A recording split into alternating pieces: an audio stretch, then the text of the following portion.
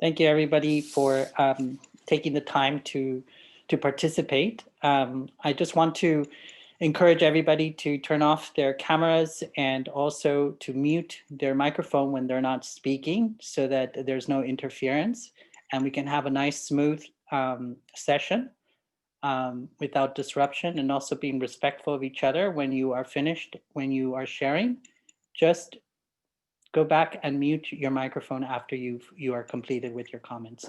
So just as a reminder, the session today is turning inside out, and it's an interesting thing. There was a movie about that, and it was quite entertaining, but actually also very realistic in some levels. And this particular workshop was not inspired by the movie, but because it predated the movie. But when I say turning inside out, and you look at the image, but you also close your eyes and just imagine what that would mean to you if I was to say, turn yourself inside out. Turn yourself inside out.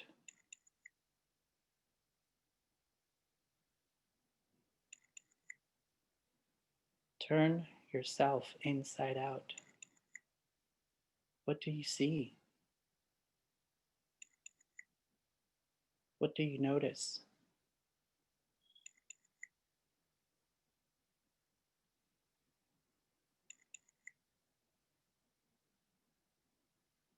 I'm turning myself inside out. What's there?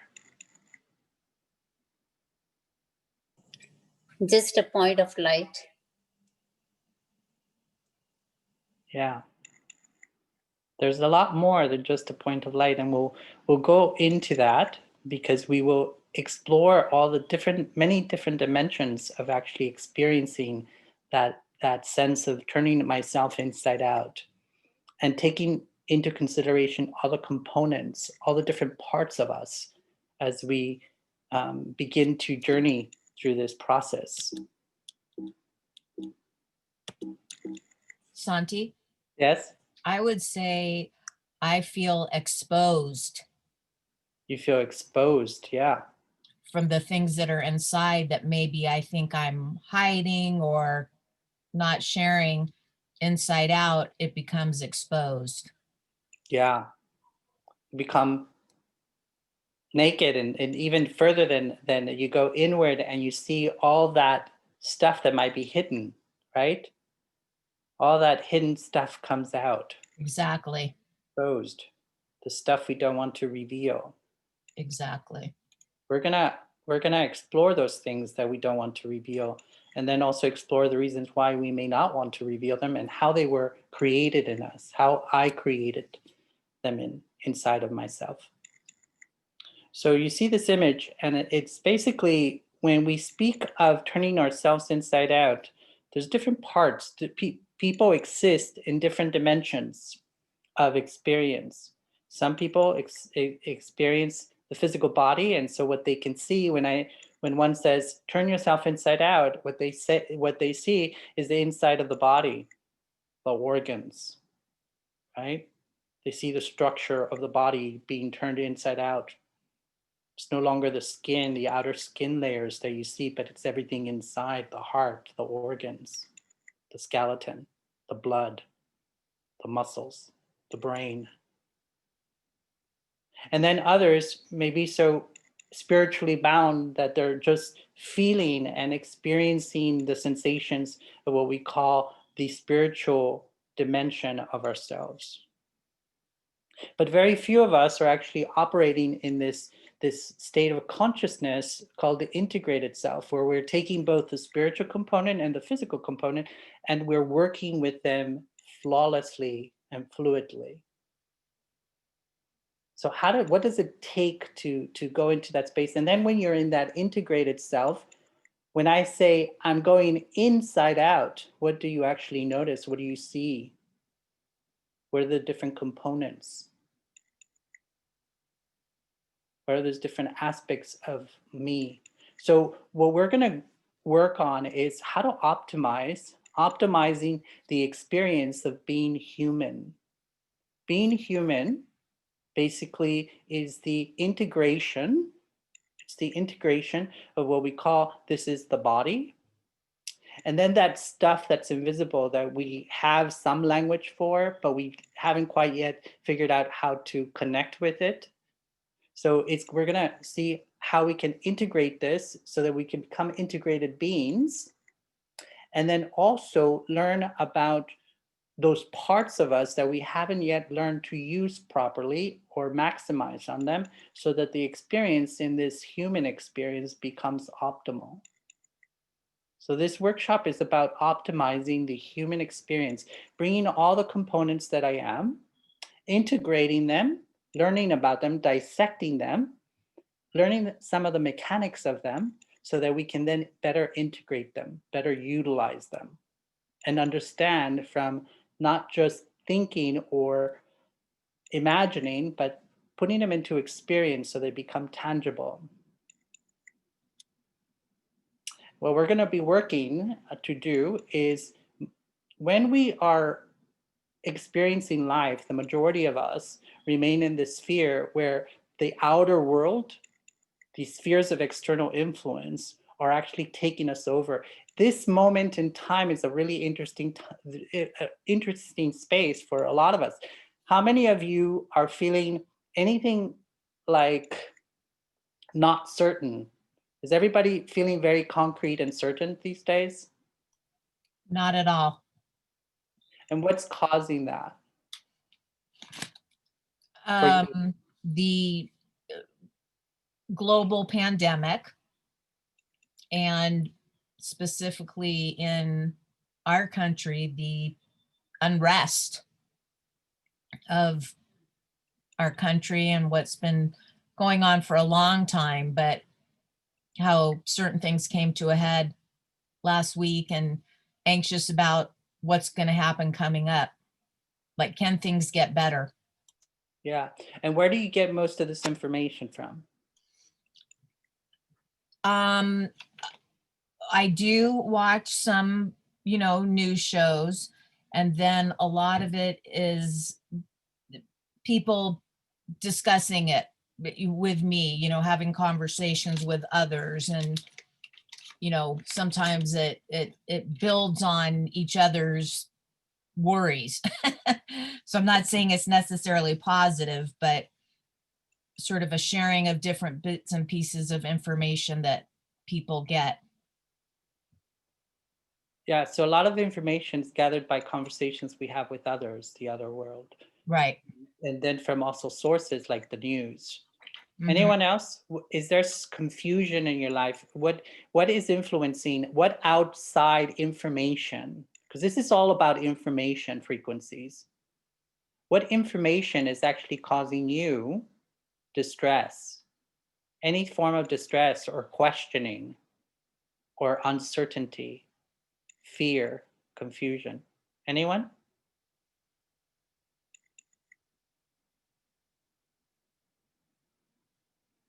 Or you can also say something that is causing you absolute bliss, the opposite, right? It doesn't have to be something that's causing you something that weakens you, but it could be something that actually positively influences you. So it's not limited to just negative influence. It's just any type of influence. And where does it come from? Anyone? Where do you get your information from?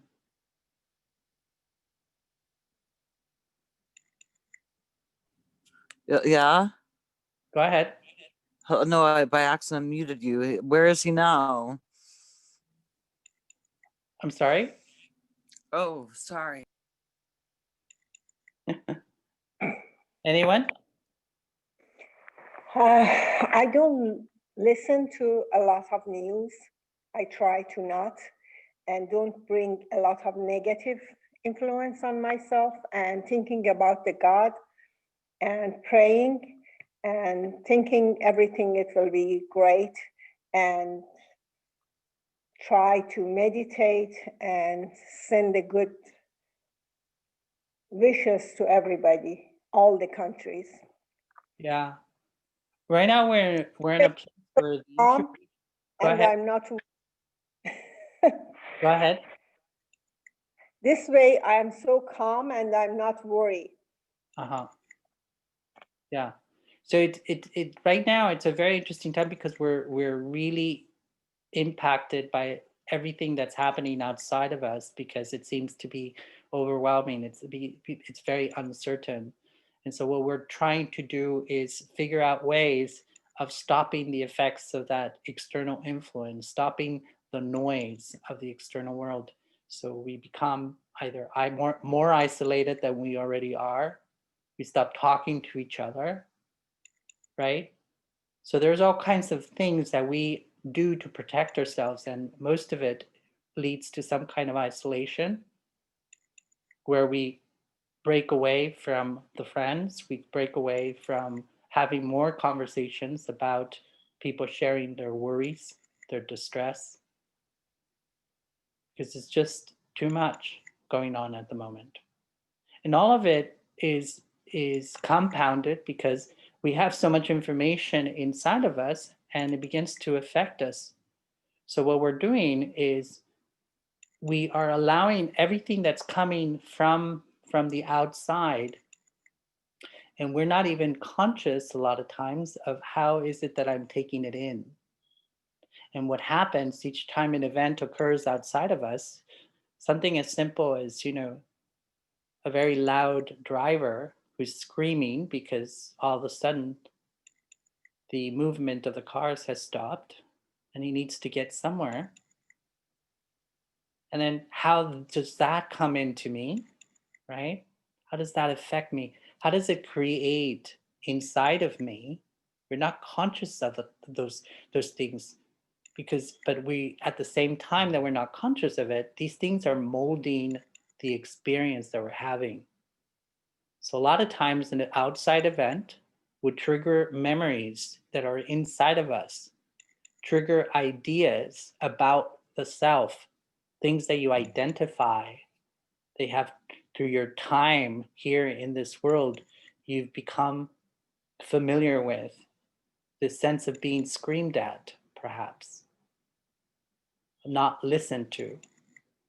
So you begin to build these stories within you and you store them away. And you give your power to that outer influence, that person that's screaming, you give your power away. You're no longer conscious of who and what you are doing or being. So you become very reactionary. So you react to the outer world. And then you begin to, because of the impact the outer world is having, you begin to take action. And these actions can be a way of thinking, a way of feeling, a way of doing. And then you keep repeating them through time, and they become a habit. And these habits, without you even realizing, begin to run your entire personality. And when that happens, they become part of your belief system. So now you're living by these ideas, these stories that you created in response to the outer world, and you store them away. And they basically, what they're doing is they're governing your moments, they're governing the way you react or respond to your life, to the moments that are passing by. Because you have so much stored away. Has anybody experienced that? That something outside, let's say your boss someday is having a tough day and somehow finds that the only way they can fix their own situation is by communicating with you in a certain way. Has anybody had that happen? And then how does that make you feel? What comes up in your brain when that happens? Anyone? Nobody's been in front of somebody who's screaming at them, saying things that are not so nice, or just in front of somebody who is speaking their idea, but that idea doesn't agree with how you see the world. And how does that make you feel? What's your reaction? What kind of things come up inside of you? What imagery comes up inside of your mind? Hi, this is Sanjit. Om Shanti. Om Shanti. Brother, after a lot of practice, I personally experience in my office work and also in some personal life, when somebody scream or try to make things something different that I don't like or not the right way, I usually put myself as a, like, see as a role that he's not yelling on me, it's my role. So then I try to differentiate. That's how I try to come out inside out to make it easy. So Yeah. this is my experience. Yeah. So if I'm in the office, if you scream that, oh, this is not the way you to do, and you always do like this, it is too much. Kind of like, so then I stop myself. I say, okay, it's not me. I am the being, but it's my role. So let me see it differently. So this is how I used to manage and see myself at that place. And does that work? Yeah. Go Sorry, ahead. go ahead. Does that work with all aspects of your life? Does that work also the same in your family? With your family? In family also, I try my best, as but sometimes after the matter, when I react and then I realize that had happened, but that is not completely in my sanskar or belief system. So on that, I'm still working on that. But yes, that is not that easy when it's in the personal space. Yeah. But that is again to work more on that. How about if I was to change the picture of the guy on the car and I was and I was to put Trump's picture there? What would be your reaction? Anyone? Remember, this exercise is for us to be authentic, honest, and whatever's there is okay. Because that's what we're working through to redirect, reconstruct, so that it becomes much beneficial. So we need to be with whatever's there inside of us. So if I was to put the picture of Trump there, what would happen? Anything? The frustration and feel like it's not a normal human behavior, the way he's acting. Yeah. Very frustrating. Very frustrating. Yeah, so we allow things from the exterior, whether it's a person, whether it's a person's character, whether it's a person's words, events, even the weather sometimes causes upon us in ways that brings us out of ourselves. But everything is creating a story inside of me. I am creating a story, whether I'm conscious of it or not conscious of it. It's happening. I'm storing things away in such a way that sometimes takes away my power. So this workshop is about taking the spheres of internal influence and increasing the power, my connection to them.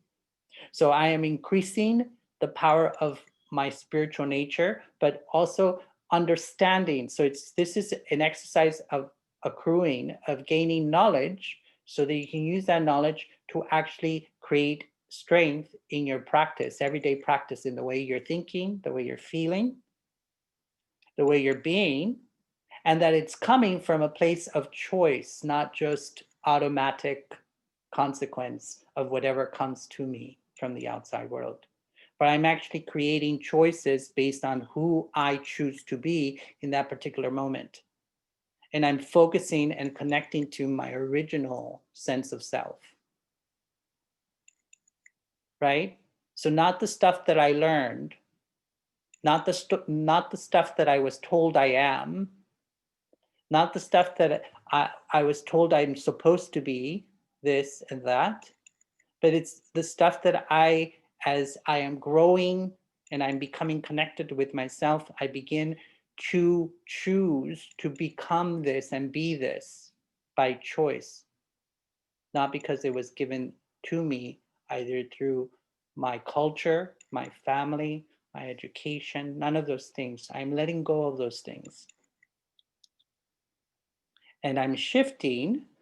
So when we say inside out, and the workshop in terms of taking the exercise is to process, is learning to process life from what's inside of me that's real, authentic, and true.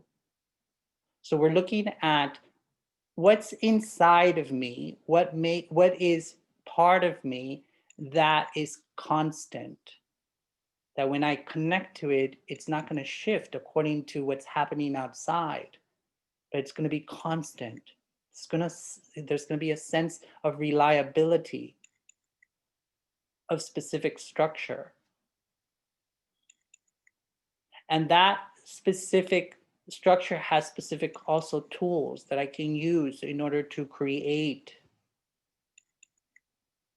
So as I am connecting to everything that is real within inside of me, and I'm also making a choice to connect to it and to work with it, then I begin to work and I begin to respond to the outer world.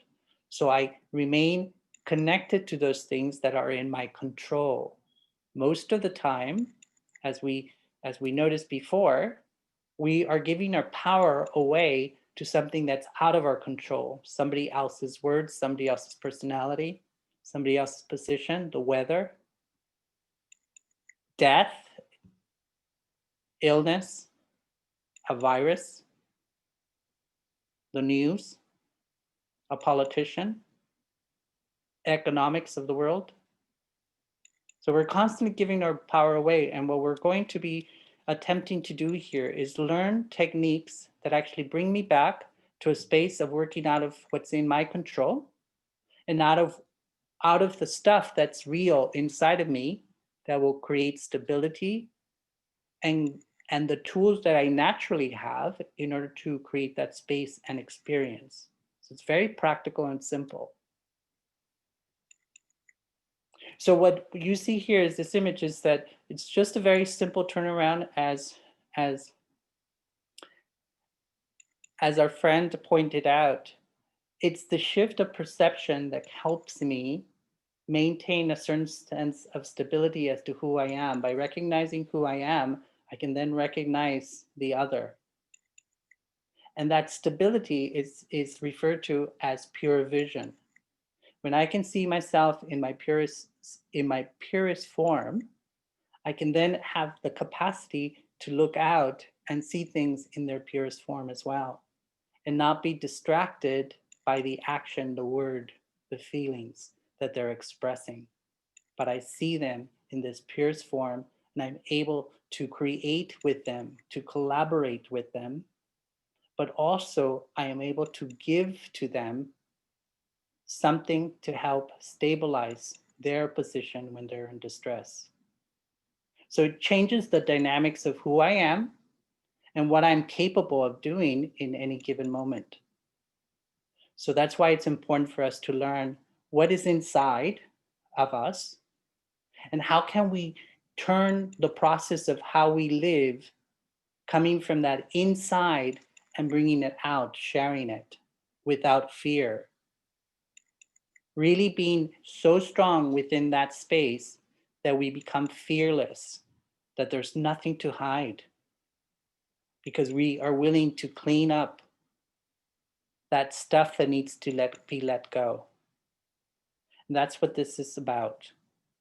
Letting go of the waste so that we can purely work inside out without any hesitation and create stability.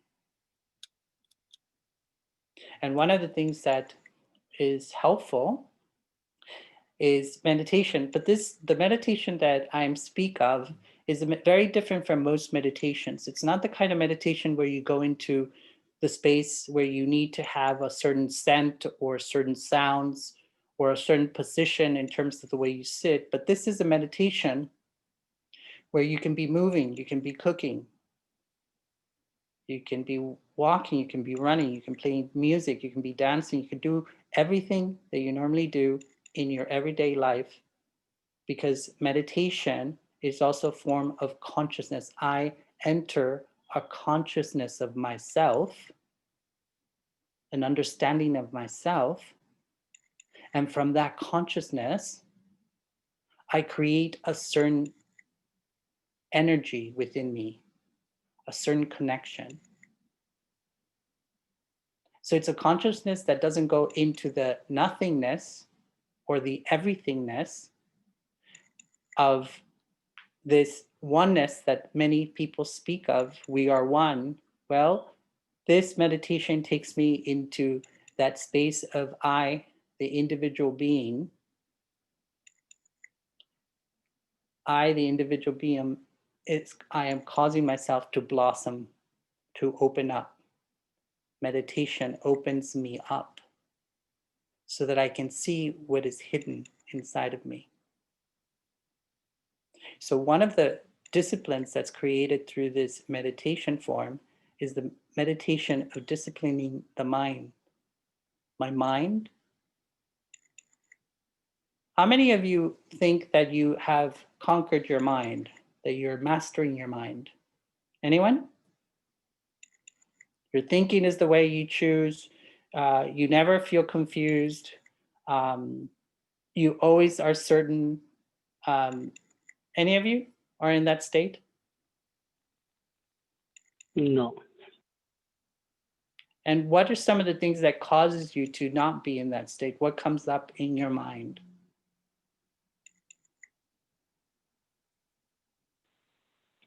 Any waste thought, maybe past or something which is happening in day to day. So as being conscious, we stop. Okay, it's not.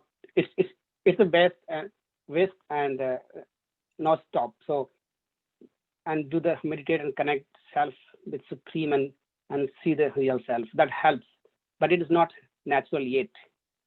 So that's how I said it's not yet.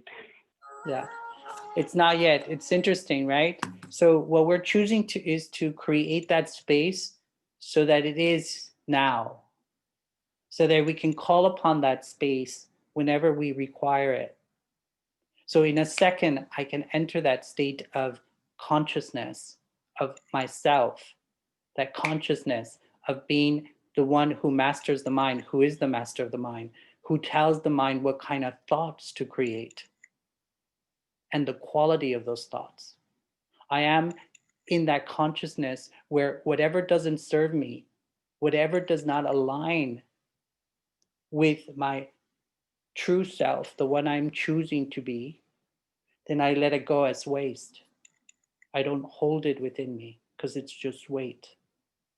So meditation helps me to create a discipline where I connect to my mind as the one who is using that instrument to create thoughts. So they become my thoughts. I, the spiritual being, am creating thoughts through the use of this brain, right? I am using, Yes. yeah. So the meditation connects you to that process, that spiritual process. It heals your relationship and it allows you to recognize. So what happens in this form of meditation is as I go into my meditative state, the things in the screen of my mind, what comes up is those things that are troubling me. And those are usually the things that distract me from going deeply inward and fully connecting with my original self and also going into a spiritual state of connection. So in the screen of my mind, I see those things that need to be cleaned up. So instead of just seeing them and washing them away, what I do is I see them and I confront, I face them one by one, and I begin to heal them. So this is a process that we will learn to do by understanding the mechanics of what it is that I am as a spiritual being. So meditation, I do not go into the nothingness or into the oneness of everything, but I go into the oneness of myself. I go into the experience of who I am in its purest form. And I begin to create a mastery of, I begin to master the mind. And I begin to master through meditation those memories that keep coming up, those things that keep coming up into my consciousness, which distract me from being within my power, within my stability, within my openness, within my purity, within my unlimitedness, within my clarity. So I am releasing that which keeps me separate from who I am, because I'm naturally pure, I'm naturally connected, I'm naturally in balance. So meditation helps me attain a connection with my true self, my purest self. So that's the kind of meditation that we're talking about. It's not one where it's filled with ritual, but it's a simple mechanics of going into a particular consciousness. And that consciousness requires that we understand the anatomy of what we call the soul. And the soul is very simple. It's an eternal, pure point of spiritual energy. Does everybody understand or have a relationship to the idea of soul? And are they okay with me speaking about this? I have questions, brother, on this.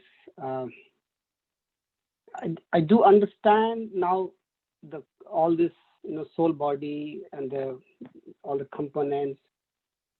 When we say like I, the true self, I, the soul, or the consciousness. On the consciousness, how I can understand what is consciousness. I can understand. I can see myself being conscious. I can practically understand or feel that I, the consciousness, at the moment, I can control or talk to my mind and see my intellect and how the impression works. But the consciousness, how you can define it, or how we can meditate that help us more practical to understand. Yeah, consciousness. So who is the one who's in meditation?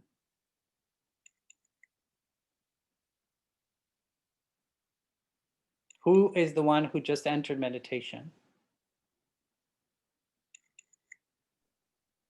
Anyone? When we enter meditation, who's entering into meditation? What's entering into meditation? Conscious mind. Conscious mind. Okay. Anyone else? Who and what is entering meditation? When I'm sitting, no matter what your technique is or method, when I sit into meditation, or where I go in, choose to enter a meditative state, who's entering and what's entering? The soul, Individual soul. My thoughts, Soul. my emotions. Yeah. the soul, Okay. The soul to connect it to the superior Yeah. soul and get the energy. Yeah. When we enter meditation, all of everything that I am, including the body, must enter with me. Otherwise, I'm going to be distracted. Right? So I, the soul, am the one who's driving the process, but the body, I must create cooperation from the body so that the body will sit still and not be distracted. So I have to create a relationship, I have to create a relationship with the body and the senses. So the physical aspect must be in cooperation with the spiritual. And the only way for that to happen is for the spiritual, the one that runs the show, is for it to be aware of itself and to understand its components. That's what self-realization means. Self-realization, I realize who I am as a spiritual being in context of this physical world. So self-realization is to realize who you are in the context of this journey called the human experience, and come to the realization that you are in a physical body, but you're a spiritual being. So the spiritual aspect of myself, I, the soul, or I, the energy, the pure energy, the spiritual energy, I am creating experience. And all of this together is consciousness. So I, the one who enters, create an environment, a space of experience, and all that is consciousness. That is the consciousness that goes with me from this to the next life and stays with me for eternity. So what I want to get to here is that there is a mechanics of how the soul works, and it's important for us to understand the mechanics and break it down so that we can best utilize and form, create with it. So the anatomy of the soul, it has a conscious mind, and that conscious mind is responsible for the thinking, the thoughts, because the thought creates an emotion, and then it creates a desire, creates the sense of wanting something to occur, right? From that thought. So the thought, and then it has an aspect of itself called the intellect, which judges, discerns, and helps you make decisions. Is it easy to make decisions today? No. Why Ye- not? Yes, Yes. Is it always easy to make decisions in all aspects of your life? definitely yes. Definitely yes. You're in a very good spot. Now, does anybody experience the subconscious mind and the way it works? It's the subconscious mind is the holder. It's kind of like the hard drive of the soul. It's where everything, all impressions and memories are stored. Are any of you, I'm sorry, speak louder, please. Subconscious mind is the one who makes all the decision, 95, 97%. Yeah. Mhm. Yeah. How many of you are struggling with a memory or something from the past that is interfering with either a relationship with yourself, a relationship with someone else, a relationship with a space, a relationship with a time, creating struggles with your feelings and your ability to move forward? Anyone? You all have Not clear, me, huh? not me at all. Up you. Anyone else? All of the above. All of the above, yeah. All of the above. Yes. All of the above. It's exactly that. So what we're going to do is we're going to focus on the most important thing that we need to understand and that we need to create collaboration, cooperation from, and that's the mind, the conscious mind, the creator of thoughts. Okay, it's very important that we understand how thoughts operate because they're the seed for everything that occurs in our lives. So it's important how the thoughts are being created. The words that we use in those thoughts are very important. So keeping that in mind, the words that I use in my thinking need to be carefully chosen, consciously, with awareness and care, because they're the seeds of what is occurring in my life. So by making friends with your conscious mind and training it to create the right type of thoughts, what you're doing is you're creating peace of mind. How do I do that? I have to understand the process. So a thought turns into a feeling, and then that feeling turns into an action.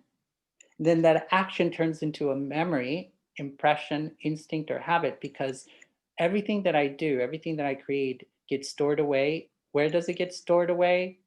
In the subconscious mind. So there's a cycle of events that's occurring. And when you understand the cycle of events, you can become responsible for what you're creating. And then you can also use it wisely, use it to your advantage, use it for your nurturing and your empowerment. So paying attention to What is the quality of my thoughts? So I, as the creator, I, the spiritual being who's creating with the conscious mind, one of the most important things to understand and to become aware and to take time, this is important. I take the time to see what's there, what's inside of me at this particular moment.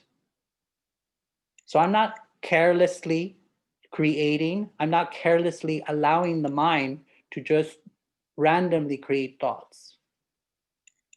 I am now taking mastery of this process, and I am also being responsible with this process. So the first step I need to do is my intention clean. Is my intention in these thoughts that I'm creating clean? And one of the things that you can look for to see if it is clean is look at the choice of words that are helping you create thoughts. Look at the imagery. Look at what's influencing that imagery. What is influencing that thought? Is it just here I am present in this particular moment, looking at what's in front of me and only acting from that?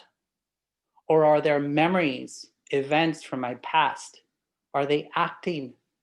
Are they influencing the quality of my thinking? Am I being lost? Am I becoming lost in time? Or am I staying present and aware of exactly what's in front of me and only acting out of that? So it's very important. What is the intention? Is my intention clean in this moment? So before you even start to that process of thinking, anchor yourself. Be in that awareness. I, the conscious being, whose mind this is, I choose to create. I choose to create with intention, a pure intention. So be in that space. Put yourself in that space of I, the creator, am intentionally creating thoughts. Understand that as the creator of these thoughts, right, you're responsible for those thoughts. So what I think, how I think, and the quality of my thinking is my responsibility. So is the cause and effect. So what I create with this thinking, okay, and the feelings I create within inside of me and outside of others is a cause and effect that I am taking responsibility for. And also to be engaged with the fact that at any time that you see, that you recognize through your conscious being that you have gone the wrong way, understand that you have the power. No one else has the power, but you have the power. You hold the power to change those thoughts. And for some of us, because of our either mental, physical, emotional condition, we may be at different levels of capacity. But understand this, with practice and determination, you can get to the point where every thought you create, you can own it with a smile. Because all it takes is practice for you to practice. Practice how to create thoughts. What kind of thoughts am I creating? So instead of watching television or reading a book, take time to actually practice what we call churning, creating beautiful thoughts. So the activity literally is for you to be in action, but really creating beautiful thoughts. It's like creating poetry in the mind.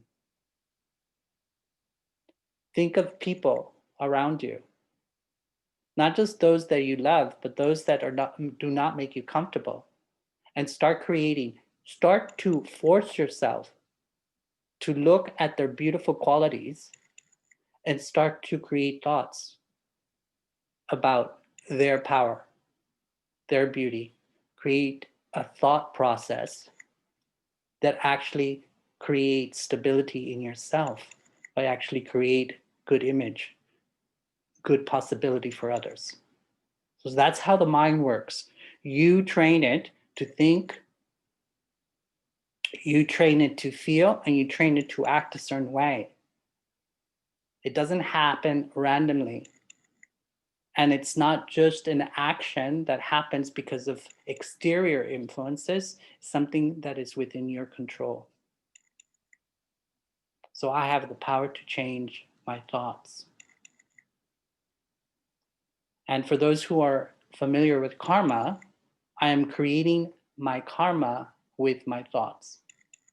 For my thoughts are the seeds for the feeling, and those feelings are the seeds for those actions, and those actions are the seeds for whatever I create with myself and others.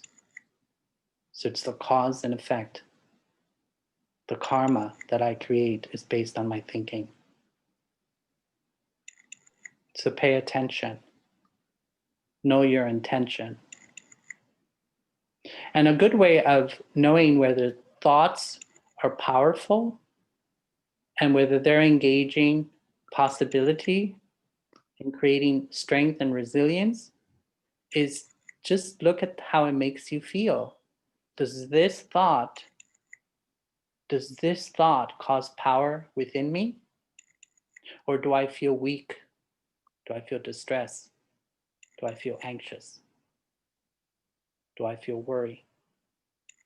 So take time to take a look and see, recognize what's happening. And whenever necessary, know that you have the power to change it. Does anybody really believe that statement in the bottom?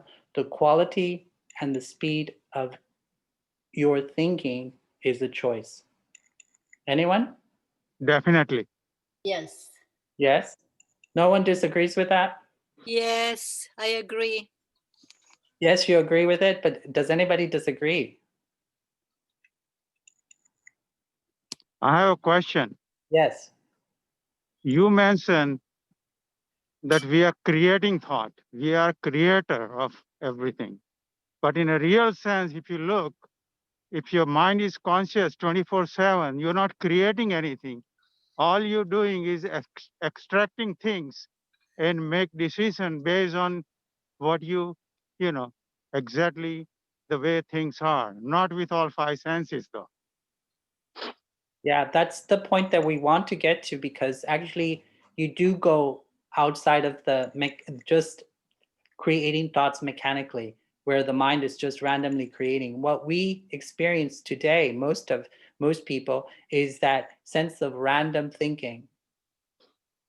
So you do, by actually going into meditation and actually training your mind to cooperate and be aligned with your state of being. So if you're at peace with yourself, if you created that sense of peace with self, the mind relaxes.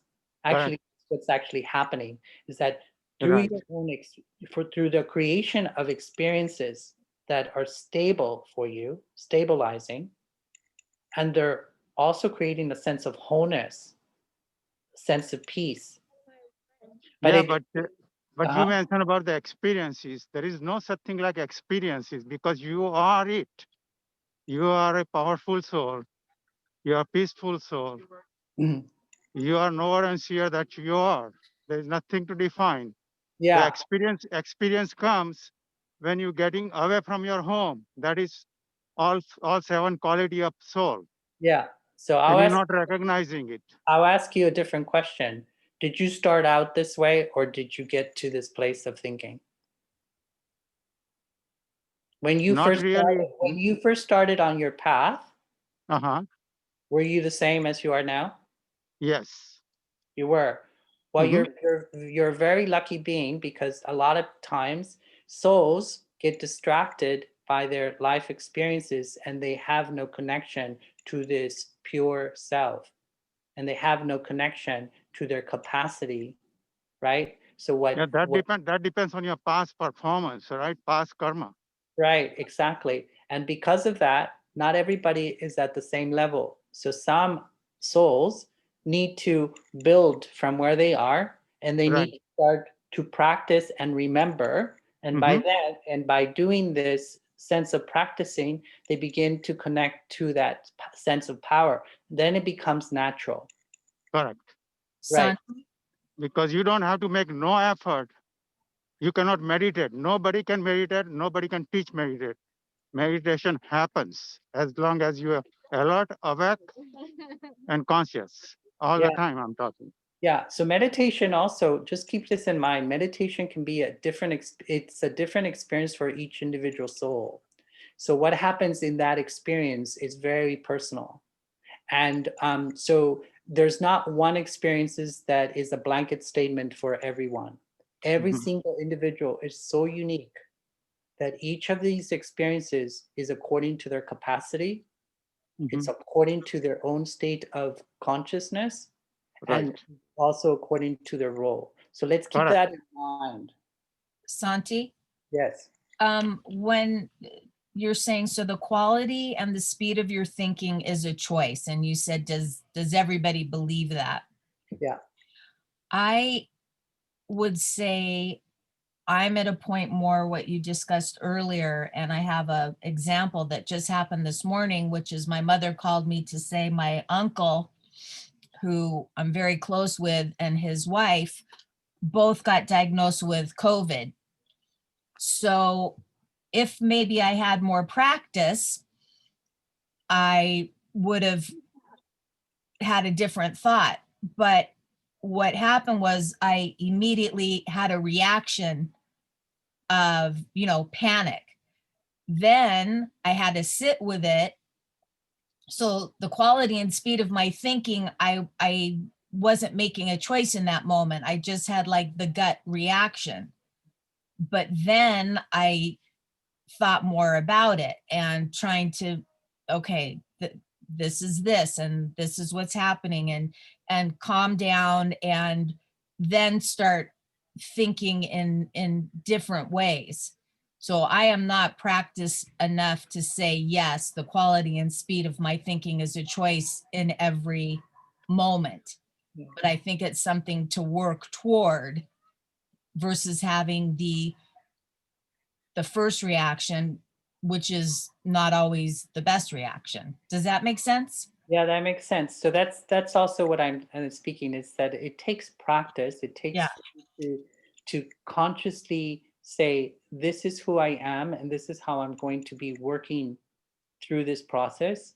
And by doing so, the more you put into the practice, into the doing of it, it becomes natural. And as it becomes natural, you will find yourself naturally peaceful, Yeah, that's naturally a goal. operating. Yeah, naturally operating at a certain speed, and your brain, your mind, your consciousness, your conscious mind will actually be producing thoughts that are at slower speeds. It will Yeah, slow down. Sometimes from a personal perspective, I often say, I rarely hear myself thinking, because usually I feel like there's nothing there. Unless I choose to become conscious of it, I don't hear the process of thinking. It doesn't distract my attention. So it's gone to the point where my mind, and only at times where it does become distracting, is when there is something that is disturbing in my immediate moment, Mhm. which is calling me to fix it. So I know that I something needs fixing is when it keeps jumping into my consciousness while I'm meditating, or even through the moments it comes up, and then I look at it, and I use this process of awareness.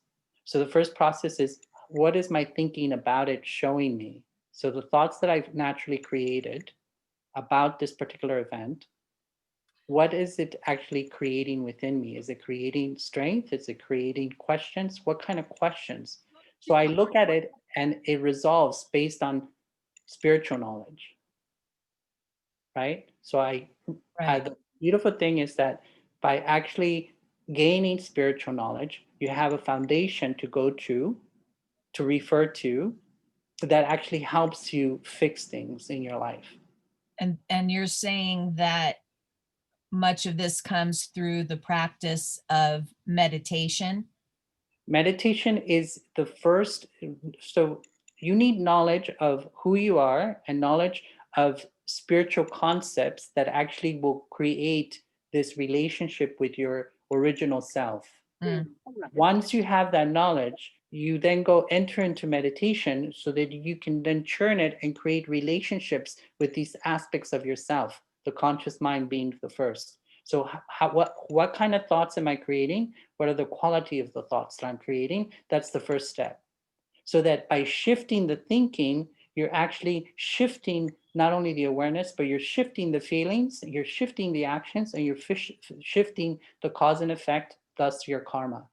Your relationships will shift, right? So the first thing that we need to shift is our thinking. How do I think of myself?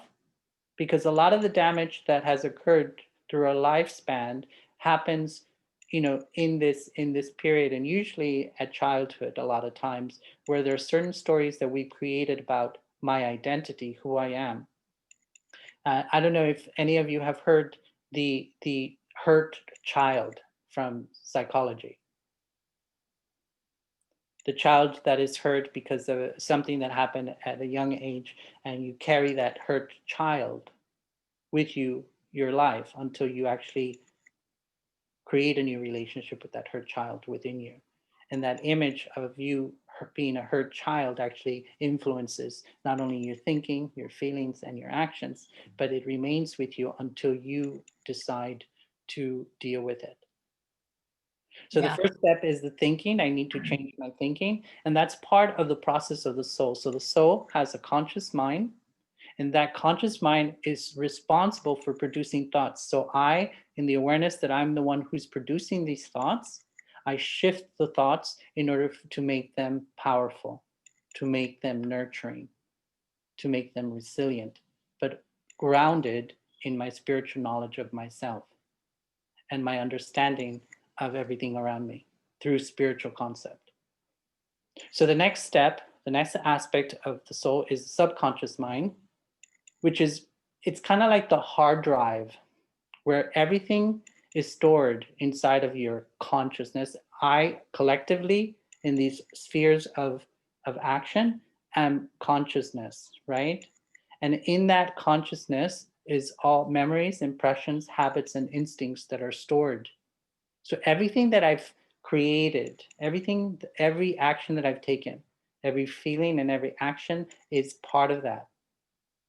And the belief systems, the habits I create are all stored there, right? So I hold everything that I say that I am based on my experience. My actions that I've taken indicate who I am,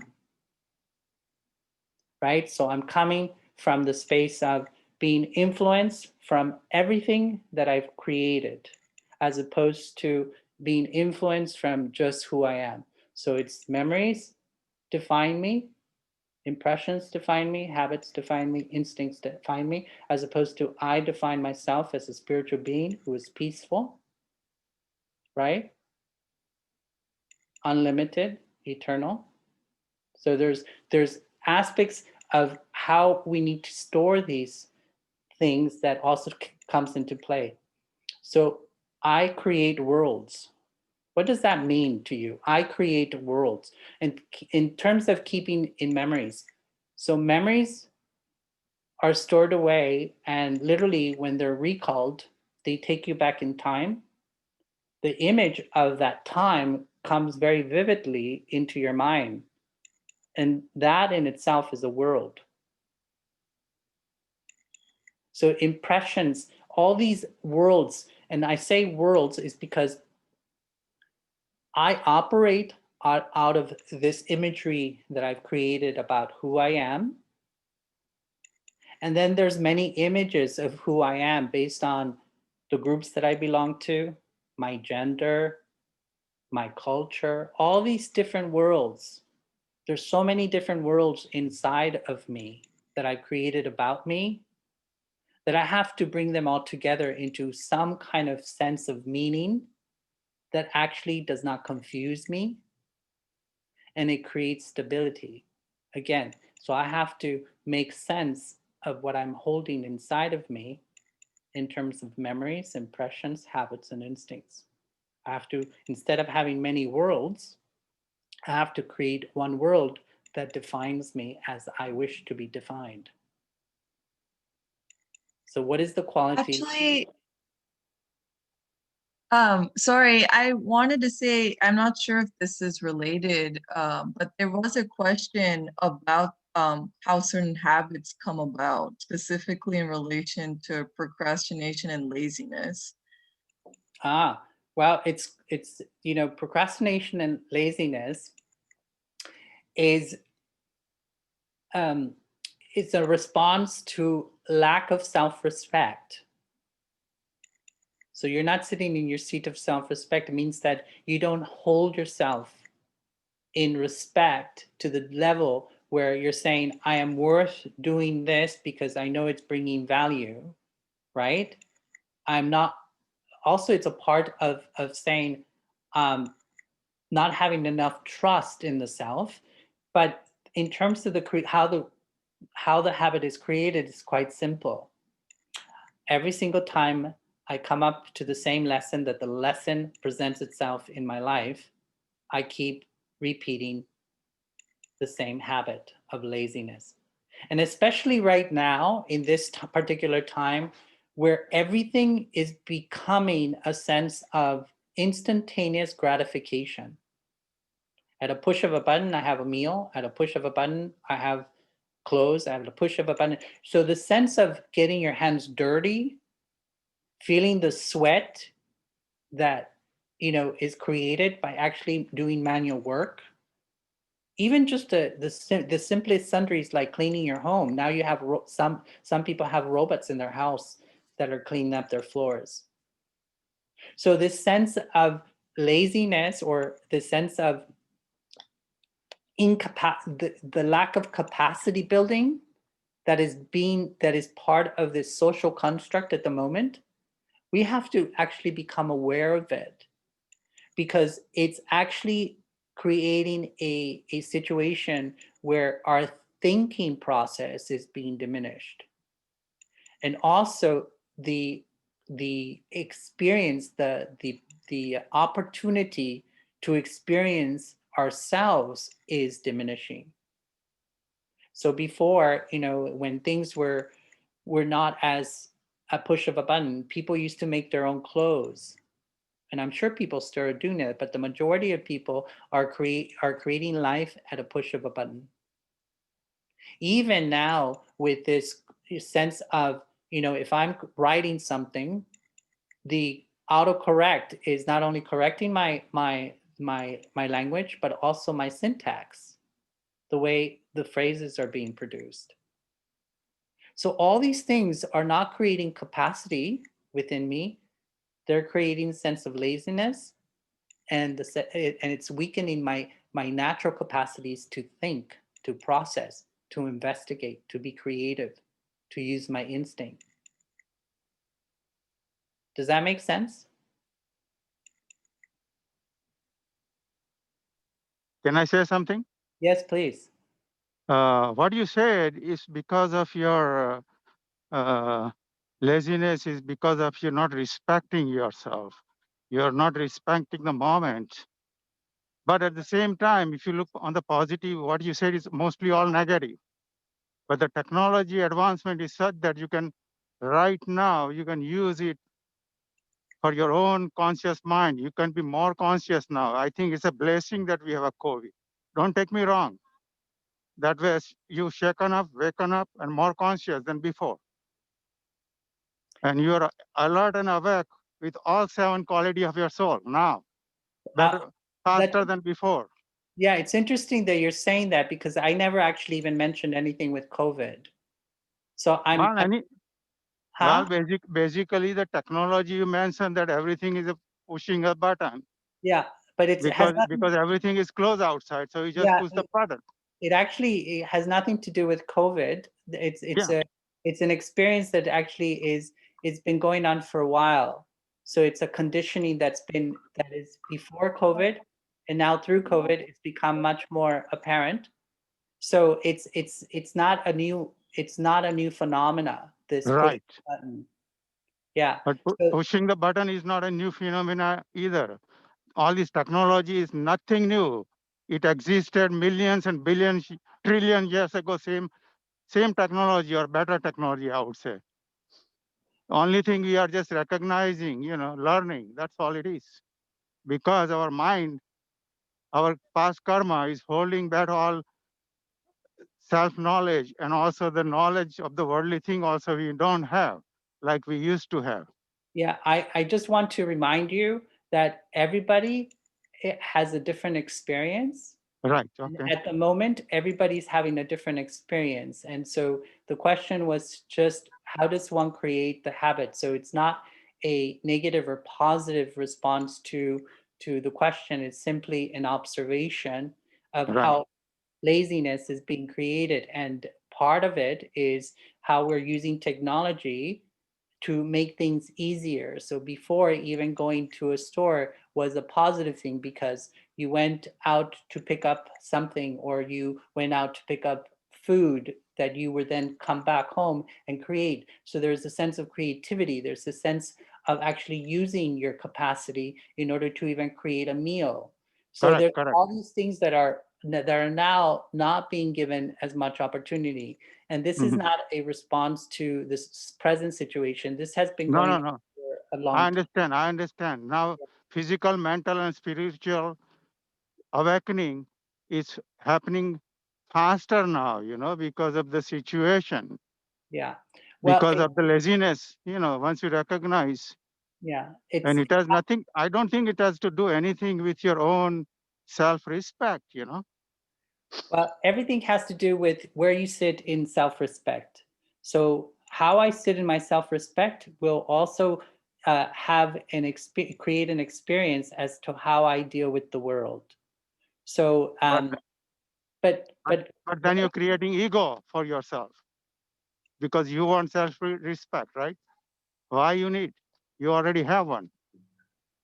I yeah. mean, as an individual soul, okay? I'm not talking about you Yeah, means you. so we have many things that we're not aware of, and we have many things that also because we're not aware of, we're not Mhm. connected to, and we're not practicing. So that's all Oh, I'm okay.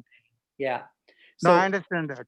okay. I'm sorry to disturb you. No, it's no disturbance. It's just a process. So what is the quality of my relationship with these imprints? How do they create in me? And that's really important because it points out to what he was saying, and also other aspects of what I was relating to is these memories create a relationship with myself and create a relationship with people around me. And these memories, how you store them, will activate a certain experience. So really, when they do come up in the screen of your mind, to become aware of how this story is creating upon me, it becomes very important.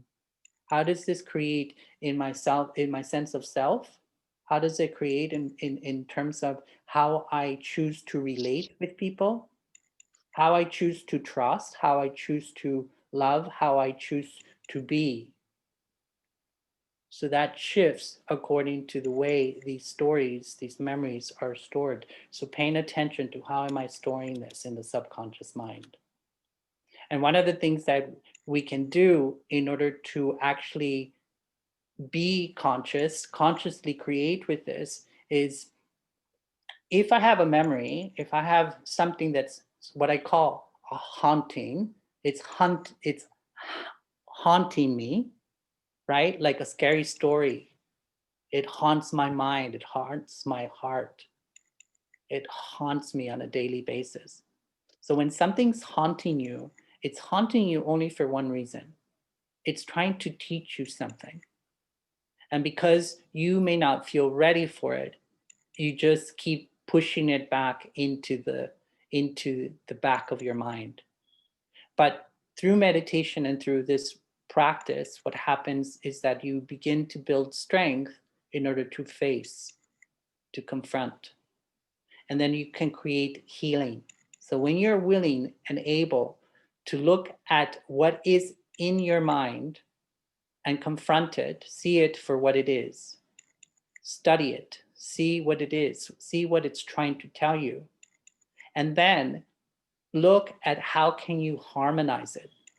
So healing, harmonizing your subconscious, what's stored away, how I stored away certain events in my life, certain relationships, actually is either hurting me, causing me pain and sorrow, or it makes me happy. And so for those things that actually weaken me, I can choose to create a new story. And this is part of a process that can be used in order to do so. So take total responsibility for your part in the creation. So a lot of times, those things that we store that are haunting us, we have created a relationship with that event or that person or those words or those feelings. We created a relationship where we are blaming, right? So they did this to me. I become the victim. So the first step is be responsible, not to look at what that other person did, but look at what I created. Look at what kind of words I used. Look at how I was creating in that moment and take responsibility. I created this moment with the other party. So what was my part in it? How did I see myself?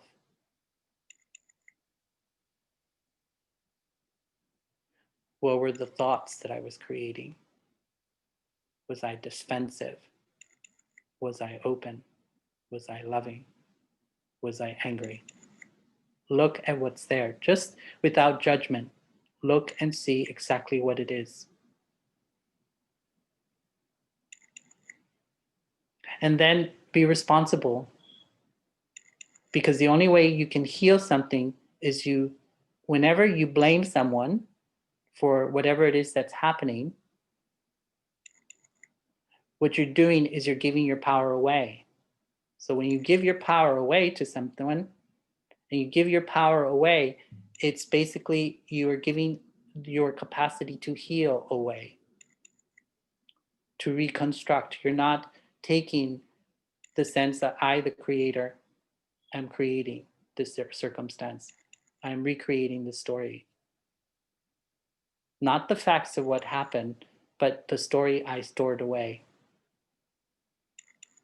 So I do stop blame, and I look at how I played, and I begin to take the steps. This is how I played my role. These are the steps that I need to take in order to fix what I created. One of the things also that creates a lot of problems in terms of the sense of these haunting memories is I had so much expectation either of my child, of my brother, of my mother, of my boss. So we create expectations of each other's. So the next step is stop, release all expectations I have about others. And the minute you do that, you're accepting that they are free to do as they can.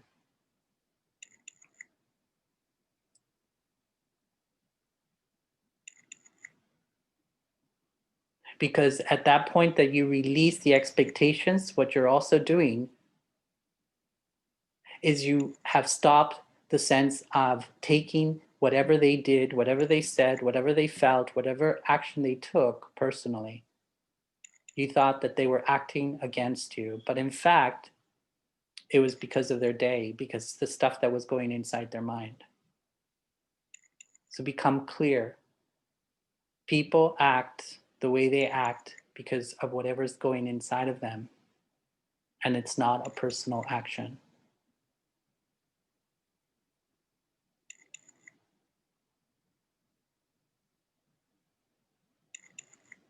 And then the next step is to let go of the past moment, just the way it happened. This just the way you saw it happen, just the way it happened, and also the way you chose to create it up to this point. The story you created has been damaging you, creating sorrow, creating pain, creating obstacles in your relationship with yourself and others. So just let it go. It cannot be changed. It's in the past. It's finished.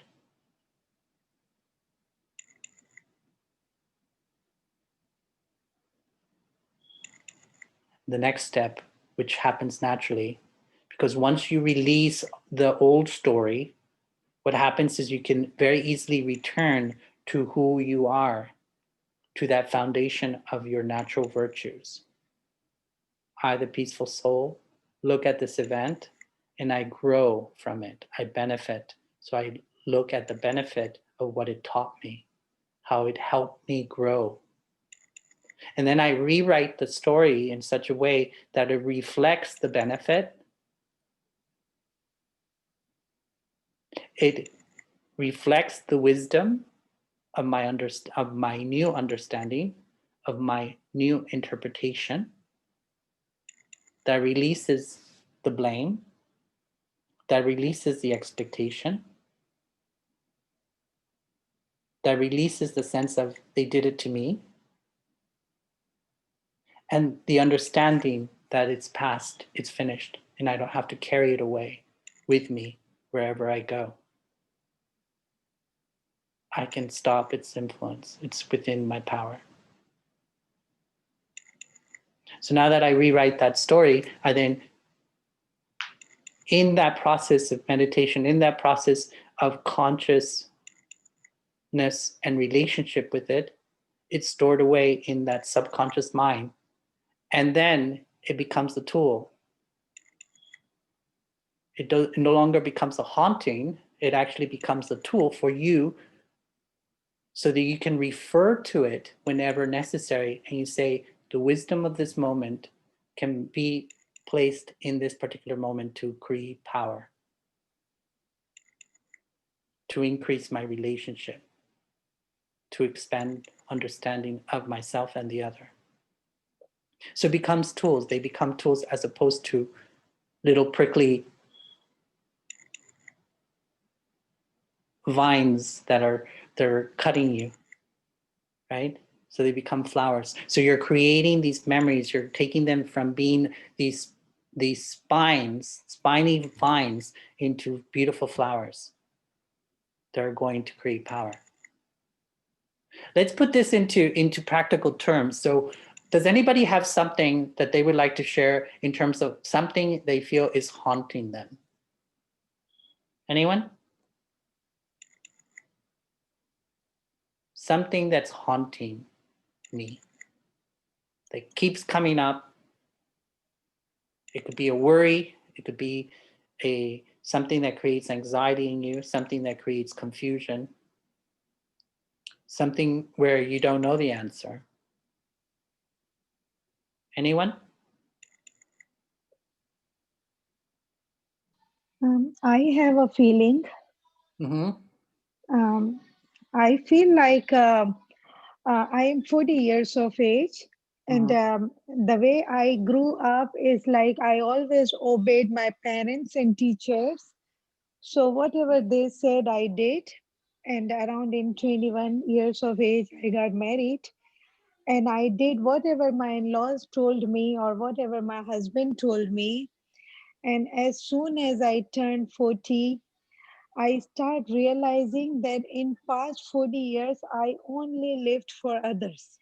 And now I have too much to catch up because I have nothing for myself. So it seems like most of the life is waste. So after 40th birthday, my speed is kind of little higher because I'm trying to catch up things like I need to make home for myself, for my kids. So this is the thought keep coming. Even when I rest on Sundays, I feel like, oh, why I'm resting? Because I have already wasted past 40 years. So I don't know if it's a good feeling or no. but there is a hollow or some kind of bad feelings, like I have been a stupid in my past 40 years. So I don't know if I'm thinking right or wrong, but I'm just trying to catch up, and this thinking is keep coming because now I feel like my energy is little low too. Yeah. So we're So going to go through. before, So what we're gonna do is we're gonna take that wonderful example, and we're gonna just go through this process here that I broke down here. So first of all, are you willing to take responsibility in your part? Meaning, yes, yes. So the first step is I'm willing to take responsibility for my part in it. So who allowed this event to happen the way it I happened? I did. Okay, so I take responsibility for choosing to allow things to be the way they were. Okay, that's the first Ye- step. I am Yes, responsible for allowing something to occur the way it did.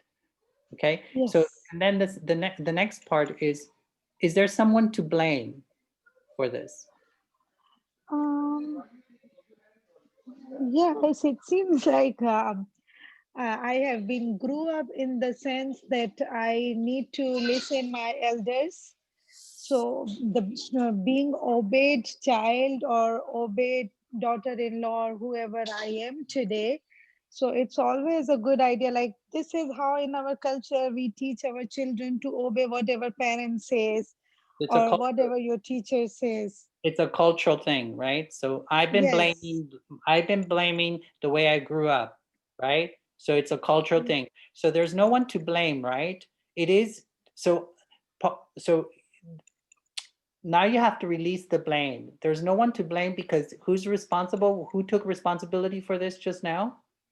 I did. I did. So I'm responsible for the things that happened, and there's no one to blame, right? Yes, Because yes, the culture was not there to make the decision for me, right?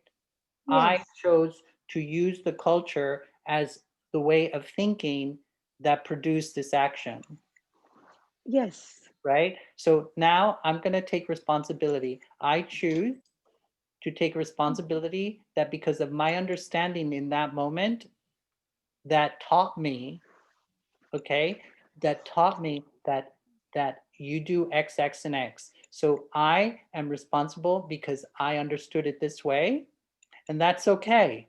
We're gonna say that's okay. I understood it this way. It was the best of my understanding at that moment. I'm okay with that. And then what we're gonna say, people expect of me, right? So people expect you to what? To agree with you and to also have agreement with you, right? So the expectation is that you need to be a good person, right? So you had expectations of yourself for one, yes. right? So I'm going to release the expectations that I have to please everyone, Okay. right? And that I am going to choose to, instead of pleasing other people, I'm going to be authentic and real to what I think and what I feel, right? And who I am.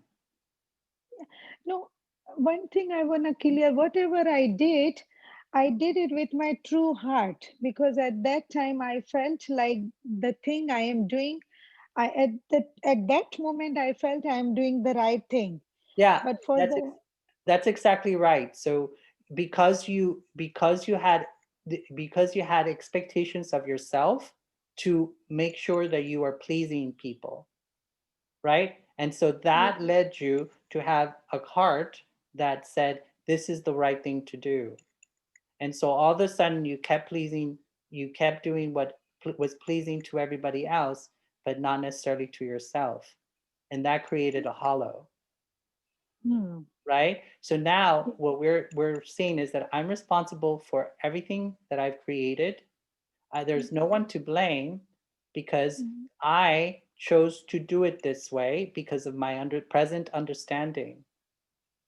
Because I understood it this way, this was the best thing I can do. But now I'm releasing the expectation that I have of myself to please people, and I'm going to free myself from that expectation. I'm now liberated.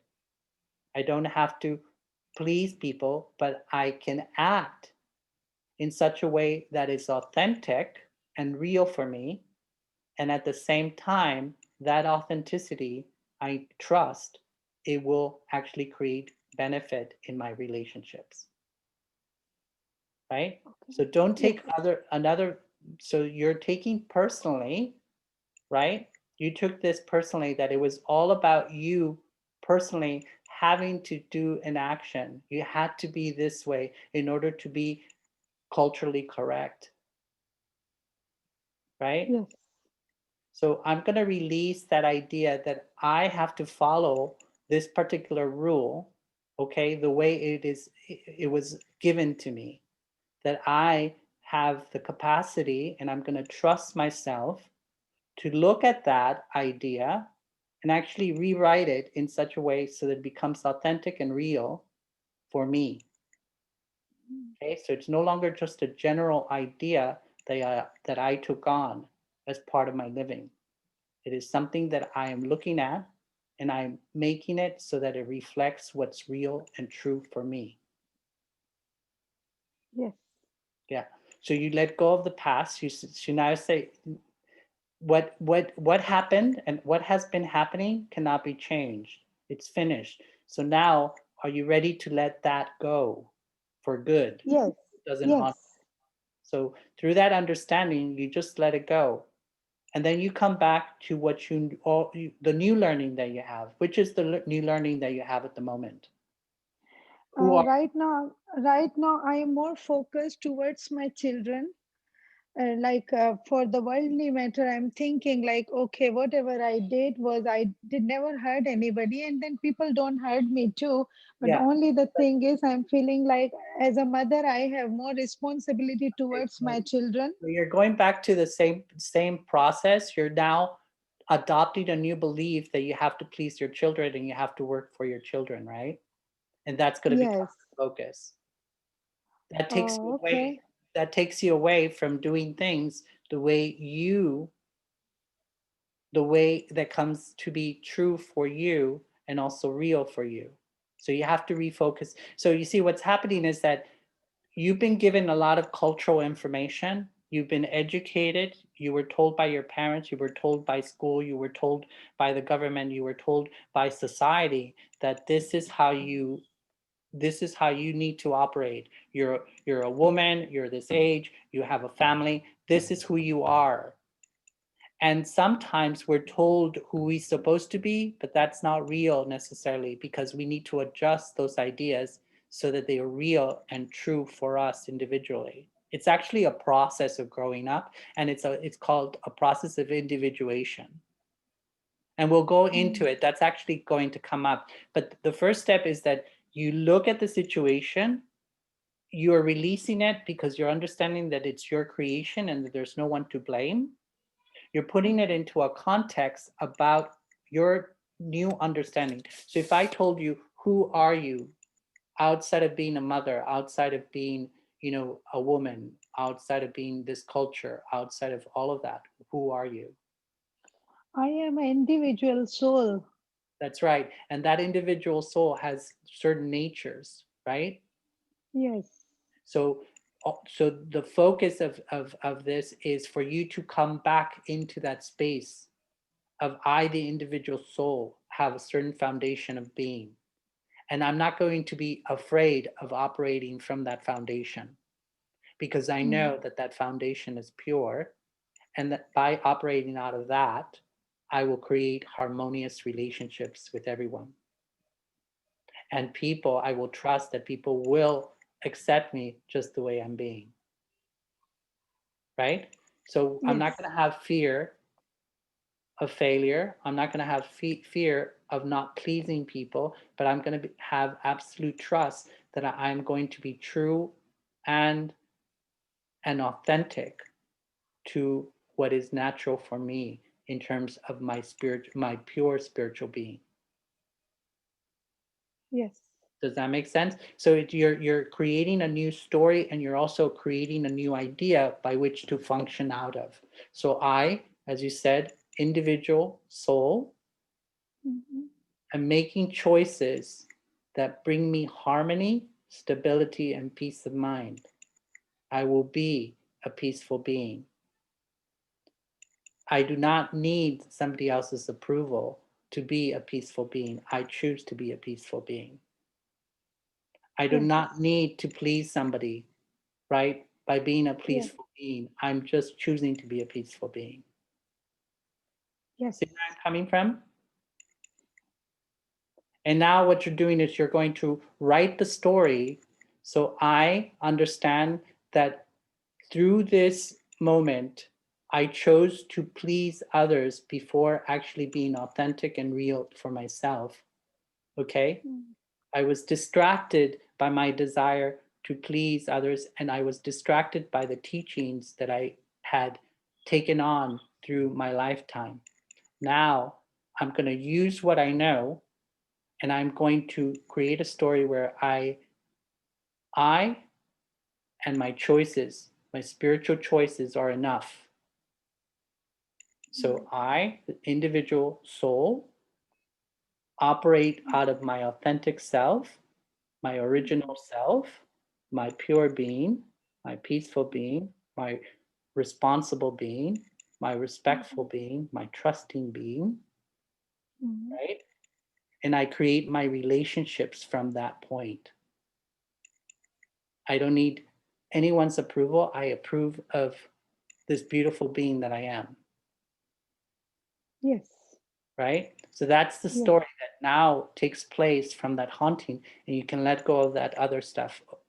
So now what I encourage you to do, this was just us working through it, but I encourage you to go through meditation, look at what's there, and now turn the story around so it's in the context of you personally looking at it, and you personally put it into a context that actually gives you power and takes away any traces of negativity or sorrow or pain. Okay. Makes sense. So the next part is, so you have a conscious mind, and then you have the subconscious mind, and then now we get to the intellect. And the intellect is basically, it has the power to discern and decide. And that's where all these experiences, this is a great experience, the one we just had, where an outside influence, right? The cultural references, the gender references, the familial references, the generational references, they all were affecting me, and they created a belief system that I didn't quite know how to function out of. And because of it, I created decisions that were not necessarily so good for me. So what happens here in the intellect is that it accumulates all these different worlds that you created. All these different influences have a different world, and they call belief systems. And these ideas and these belief systems help the intellect say, this is right, this is wrong. So it looks at any given situation. And so if the belief system is representing something from outside of you and doesn't fully represent what is real for you, then there's going to be conflict. And that's what happens. So the intellect sometimes doesn't know what to do. It senses confusion. It senses pain. It creates a situation of pain. Because what I created a habit of doing is actually operating out of that outside influence, that external influence.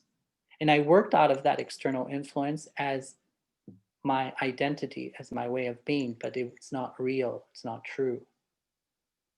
Because who I am is something completely different.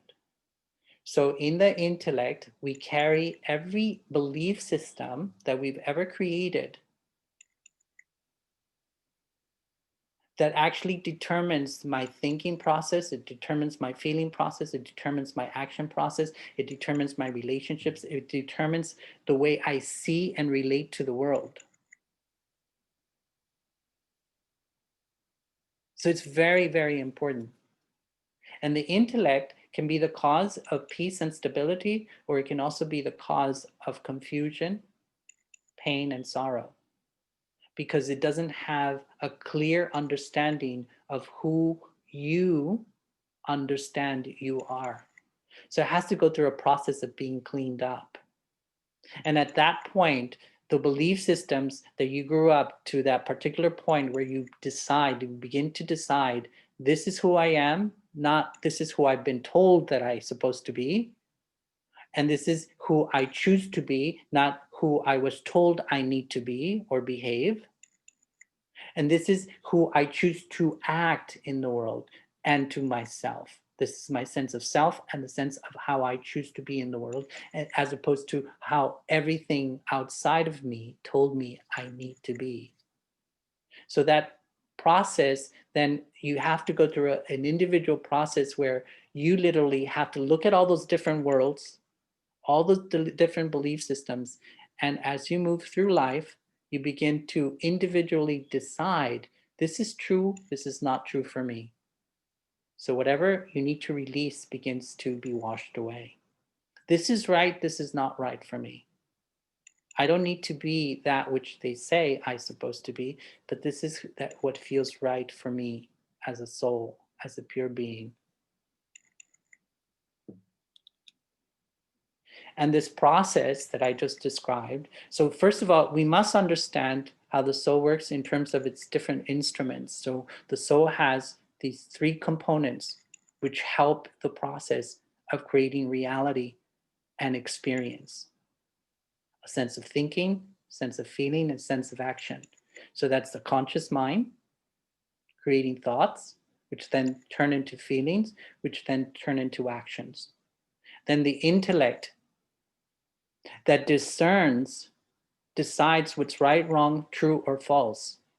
And because through life we've collected a lot of different belief systems, we're carrying around this goulash, this mixed up bag of goods.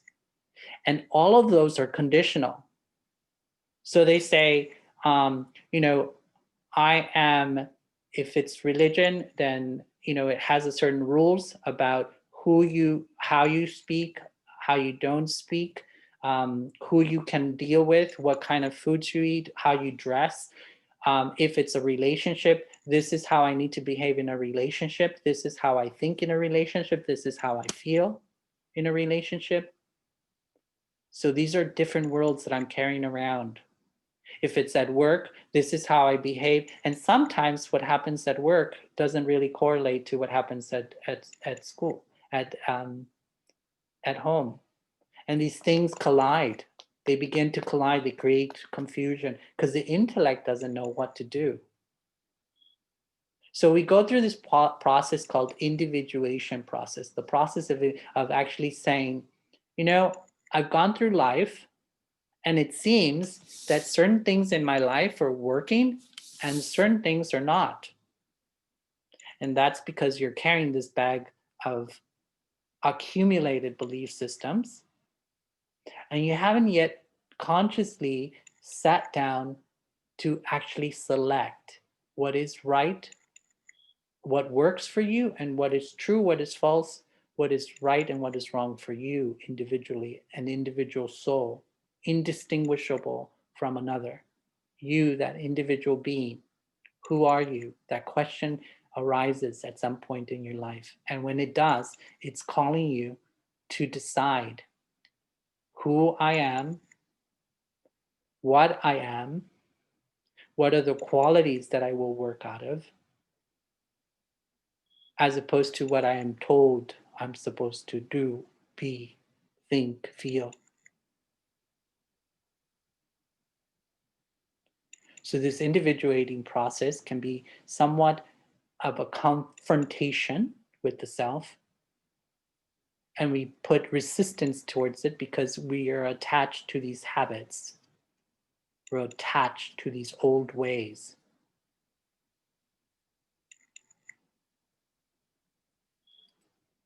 Because it's easier sometimes also to just stay within the routine. It feels more safe. But in spirituality, the greatest reward comes from the deepest work. And so in this process of individuation, you're being called to say, this is who I am. This is my spiritual being. This is what I represent in the world, in myself and in the world. And one of the things also that helps you understand these aspects of how do I discern something that I'm told and whether it feels right or not right. One of the things that I say to you is things that are real and don't have conditions are universal truths. And so when you apply them, no matter what the situation, whether it's at home, whether it's at work, whether it's you personally, internally, or externally with other relationships, whether it's your relationship with the world, it will be consistent. It will give you a consistent result. It will always bring peace, harmony, and stability. But when you work out of this conditional accumulated belief system, a lot of times confusion, distress, anxiety, uncertainty, worries arrive. So that's one very easy way of sort of being able to say, wow, if this doesn't empower me, if this is not creating power and resilience within me, I need to let it go. It's not universal. It excludes some people. It excludes my ability to be in harmony, to be peaceful with others. Is that what I want to create? More groups of agreement or more groups of truth for me, where everybody has the right to think and feel and say. You know, right now we're going through this whole, it's a revolution of thinking. It's one thinking against another. It's one politics against another. It's one reality against another. So there's a lot of battles going on in terms of just literally this world against another world that is part of a reality for different individuals. And the more we live in this conditional realities, the more broken we become. We've become fractals of a whole. So think about that. Do I want to continue to be breaking up not only myself, but also breaking up the communities around me? Is it possible for me to work out of this pure love, power, bliss, peace, from that universal spiritual sense of me? Is it possible for me to create this experience where all I'm carrying is pure love, bliss, peace? How many of you believe that that is possible? Anyone? Yes.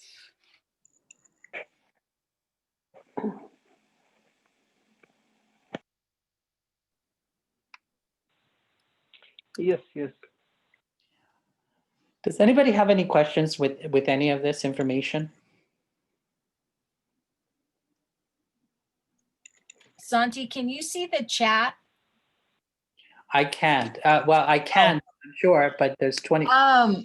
Brother Santi, there are two questions actually, if you'd like me to read them. Yes, out please to you. do. Yes, that would be very helpful. Yeah, honey. that's what I was gonna say. They're on the, Okay. Yes. So the first question is, how do you define virtue? Virtue, it's one of virtue is natural to the soul. Also, it's universal. There's never an exception for its use. So it doesn't say, in order for me to be respectful towards you or it, I need certain conditions.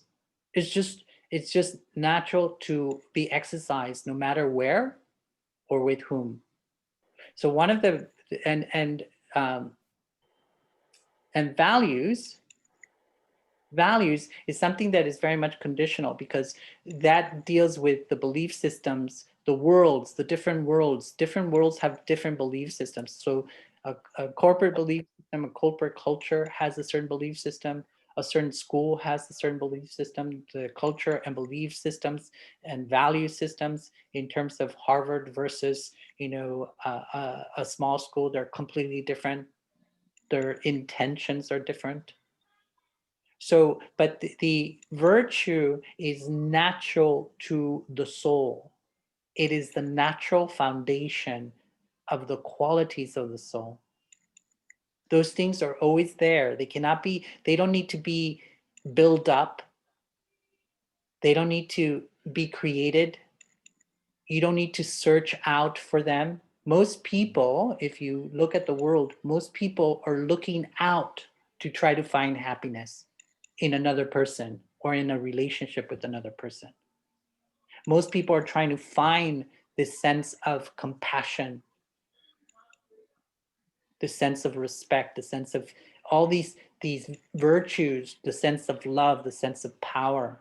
When all of that actually exists already within you, it's the nature of your spiritual makeup. There's no need to look for it. It's already there. What we need to do is wake up to it. And that's why meditation becomes very important.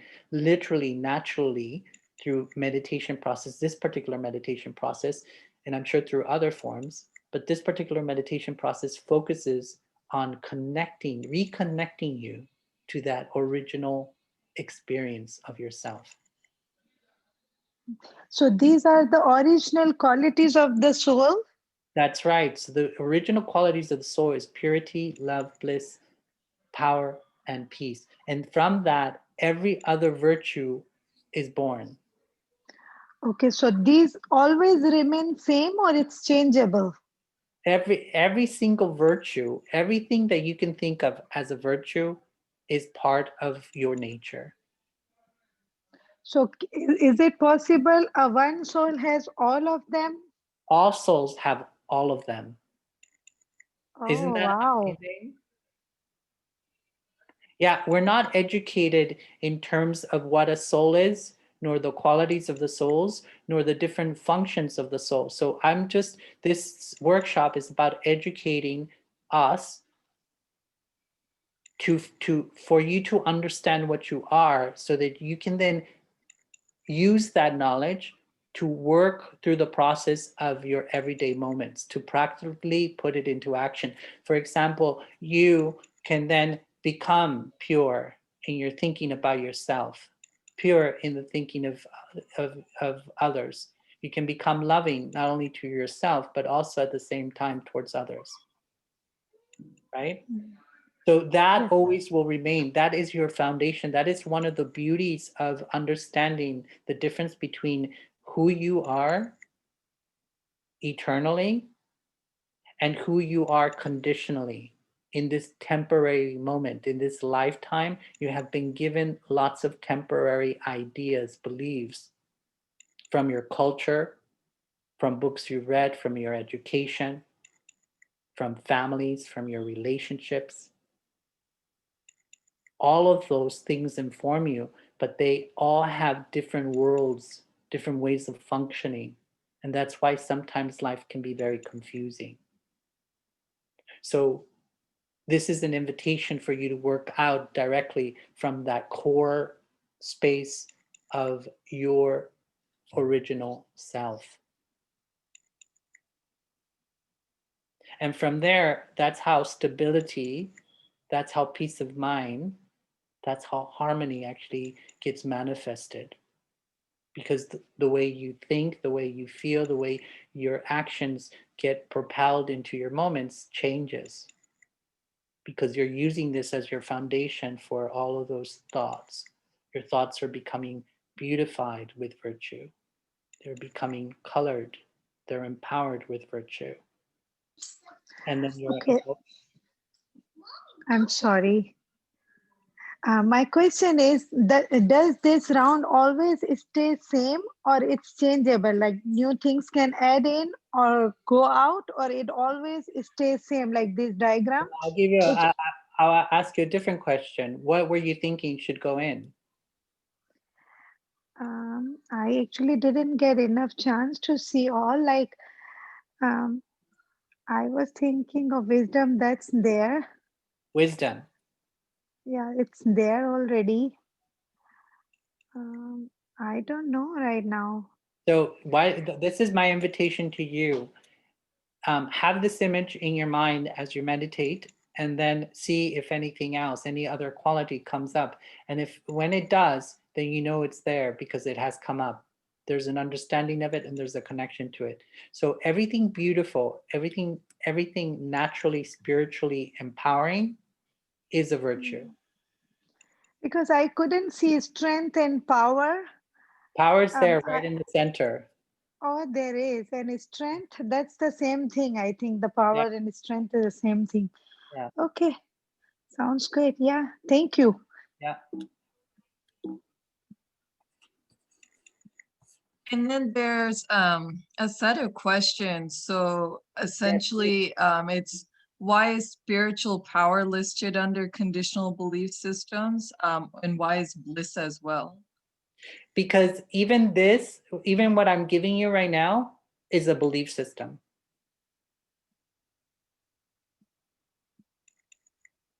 So, and also what it's pointing towards is the fact that power, spiritual power is there because the information that you've been given, that you've been accumulating through life, includes everything from some things that are founded in the universal spiritual truth, and also in the foundation of you as a spiritual being, as I, the soul. And there's many other things that are actually around it. So that's what we're trying to get to, is to the point where we are only looking, where we only have in that bag of goods, where the only thing that is actually there is this sense of purity, love, power. And it doesn't mean that negative or obstacles do not occur. It just means that we have been building our capacity through transforming even memories. Remember how we did the memory transformation, where we took something that was disempowering or taking that wasn't being seen through our own eyes and experience as something that could empower and benefit us. And so by actually creating it, turning it around, by practicing the sense of understanding of who I am, I the soul, I'm creating thoughts. What kind of thoughts am I creating? Are they founded? Are they grounded in this sense of my nature, my natural qualities? And by choosing to do that, what happens is that I'm transforming everything that's negative or anything that's an obstacle. And I'm actually learning to transform obstacles into something positive and beneficial. I'm learning from them. I'm taking benefit. So that's why in the other image, there's a mixture of things, including some things that are inclusive of the nature of the soul, like spiritual power or love. So it's a mixture of things that can be rooted in the understanding of yourself and things that are just thrusted upon you in terms of belief systems that are from outside influences, like culture, your sense of gender. Does that answer the question? Yeah, you can let us know, the one who asked those questions, if next it question. answers it. But there was also, and it's perhaps related to your answer just now, the other question was, and what is the difference between joy, which was listed under conditional, versus happiness, which was listed as truth? Yeah. So again, it is related to the previous question, to the previous answer, because this bag, can you see the where I'm pointing? Yes, we can see. Yeah. So all of Yes, this yes. includes everything. So it includes things that are this plus everything else that you've been told that you're supposed to be. Everything else that you've learned about, about how a particular gender is supposed to be, how you operate as a mother, as a son, as a daughter, how you supposed to be, operating in relationships, how you are as an executive, what kind of things that you do and you do not do. So all of this is a bag of mixed up goods of both good and stuff that works and stuff that doesn't. So this process of individuation actually creates this. So we're trying to get to this process where we've cleaned up that bag of goods that we're carrying around, and we're only carrying that which we've chosen through because we've experienced the benefits and we experience how it actually brings stability, happiness, right? Consistently. Because when you operate out of virtue, these qualities always bring positive outcomes. There's no exception to it. And it's only when one of these virtues is being employed into a particular event with the wrong intention. So it's like, if you look at peace, for example, if you take 0.001% out, if you add 0.001% of hatred into peace, you can no longer call it peace. It's already been tainted, right? So only in its pure form and the intention in which we utilize these qualities, it determines the purity of those qualities. So it's up to us to determine with intention how pure our creation will be. Next question. That was it, and it looks like they were answered. Thank you. So the question that I think that's most important for us to actually come to understand and also create a relationship with, because it isn't until we actually create these relationships with our thoughts and our worlds that we have inside of us. So we come to actually, instead of having 20 different worlds, we're coming to a singular world that we operate out of. I, the spiritual being, have spiritual qualities, and I think, I feel, and I act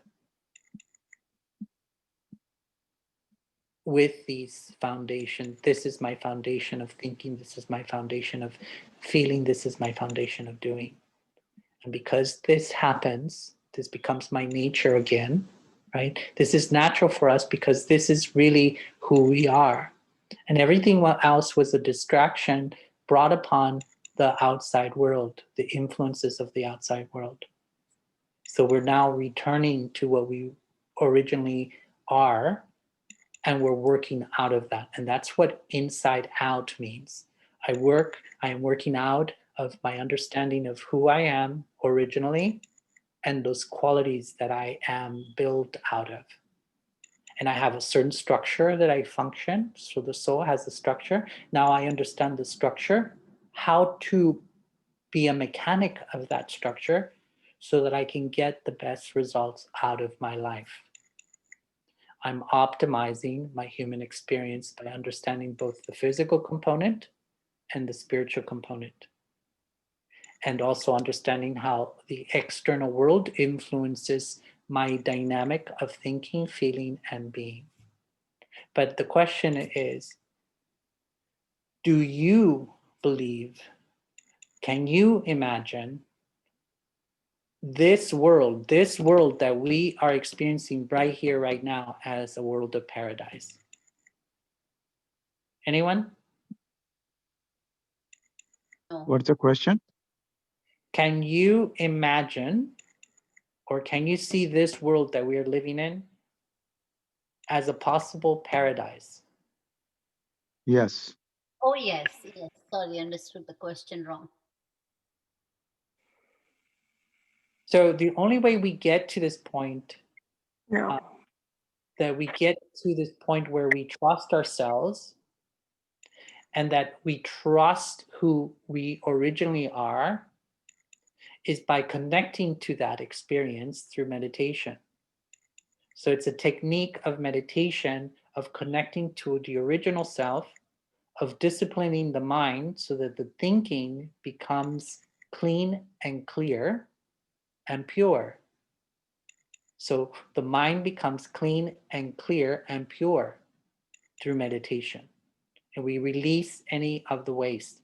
And what we're doing is also facing whatever shows up in this meditation, and we face it and we transform it into something useful so that we're no longer haunted by the past. So meditation is the tool for me to connect to myself and to return to my original self. And it's not a practice that requires ritual, music, a certain environment. It's a space of the inside. I am consciously entering internally to my internal world, and I am consciously working out of that which is inside of me. I, the soul, the pure being, whose foundation is virtue, and begin to work in the space of that's called this world, right? And it builds capacity, it opens the mind. It also increases healing. So there's no reason for you to also be fearful of death, of illness, because there's certain understanding through spiritual knowledge that you gain from, and a new relation is born through that knowledge of who you are, your eternal self, that which cannot be touched by death, right? And that's what meditation's doing. It's creating a connection and an experience of the eternal you beyond the body. And one of the things that also happens, which I won't go into too much, and this is just, fodder for the brain in terms of future contemplations that you may want, in terms of things to dive into, in terms of expansion of your understanding of what the soul is, but also the capacities of the soul that are created through a practical practice of meditation and knowledge. And one of the other tools of the soul, outside of just the conscious mind, intellect, and the subconscious mind, is the powers, the 8 powers of the soul, which allows you to engage with life in such a way that you remain in your pure form, you remain in your pure self, because you become more capable of dealing with all situations that you need to face in order for you to learn as a spiritual being, right? So no longer will you confront situations with fear, anxiety, but what happens is that you build spiritual resilience where you can face anything and put it into a context of spiritual understanding that it allows you to remain in your peace of mind and stability. So the act that allows these powers to emerge is just simple. Continue a practice, meditate, and allow those powers of the soul to naturally emerge. They're there, they're just sleeping. So for you to begin to practice to connect, it begins to emerge very naturally, very simple. So what I want to do with this particular part is I want to see how you've connected, but also how you remain in that space of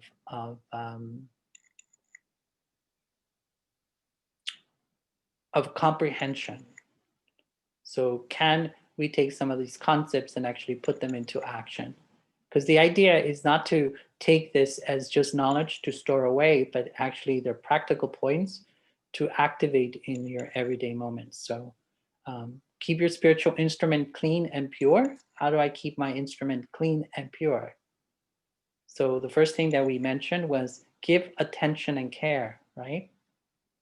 Understand the intention in which I am standing here present in this moment. accurately choose how you process the moments in your life. So it's a choice. My experience of the moment is a choice I will create based on my own condition. The condition of my thinking, the condition of my feeling, the condition of my doing. There is no one to blame.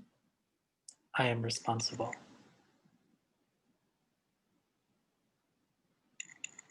Before I see with my eyes, I become aware of who I am. I, the peaceful, responsible being, spiritual being, I'm using these eyes to look into the world. I'm seeing what's in front of me. I'm seeing this event in front of me. So before I actually even see, I stabilize myself in my identity, spiritual identity, and also in the spiritual qualities of myself. So my eyes are coloring the event with peace. They're coloring the event with love. My listening is colored through my sense of tolerance, patience, and respect. The feelings that are created are peaceful and harmonious. Neither do I take things personally, nor do I blame. I see it from the nature of my spiritual understanding and my sense of self and my sense of other. So I take it in a beautiful way. So this is before the influence enters my mind. I must be stabilized in my own self and that foundation of who I am, so that when that influence enters, it enters in a beautiful way. It enters in a way that's going to empower me. So in that sense of processing these sense organs, my eyes, my ears, my mouth, my fingers, everything, all these senses, physical senses are going to work for me. They're going to feed me information in a beautiful way because I am connected to myself and my original foundation. And when it goes in and it starts to process, it's going to ignite thoughts. So it's going to bring form and meaning to it because I'm going to create an internal story about what's happening in front of me in such a way that I'm going to put spiritual knowledge into practice. This soul, if they're screaming at me, if they are out of themselves as the spiritual beings that I recognize them to be, and now they're lost in their own mind, I will create a story. I recognize you as a soul who is pure and being, but right now you've forgotten who you are and you're screaming. You're angry.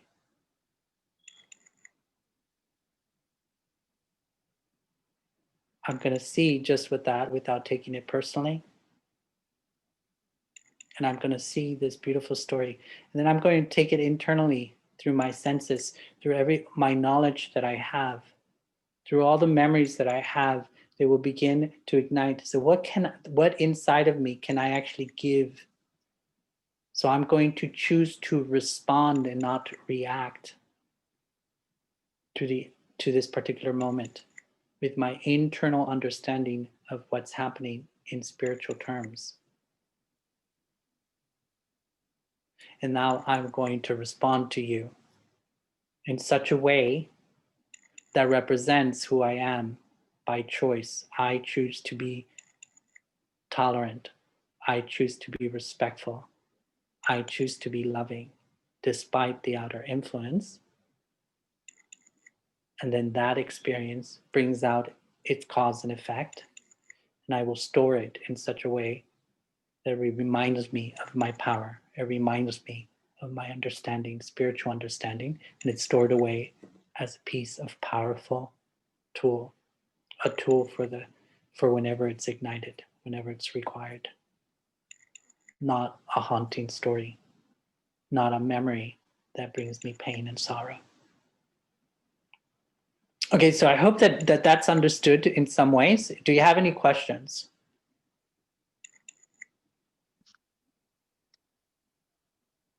In this output, you have intake, process, and output. There is a word called react. Yes. It doesn't sound right. React. Output should be responding to the Well, outward world. because the reason I put react there is because I have to take into consideration all possibilities. Because okay. the soul needs to have it needs to be open-ended. So the soul needs to be in absolute self and an understanding of the self in order to be in response. Right. So the all the possibility choice you mentioned. Okay. Yeah. So the choice, there's a choice in every aspect, in every part of this process, there's the choice to make. Right. I choose to just allow things in, as opposed to I choose to focus myself, understand who I am, connect and anchor myself in the foundation of virtue before I even let things come in, right? So even from the first step, I make a choice as to who and how I'm playing the game.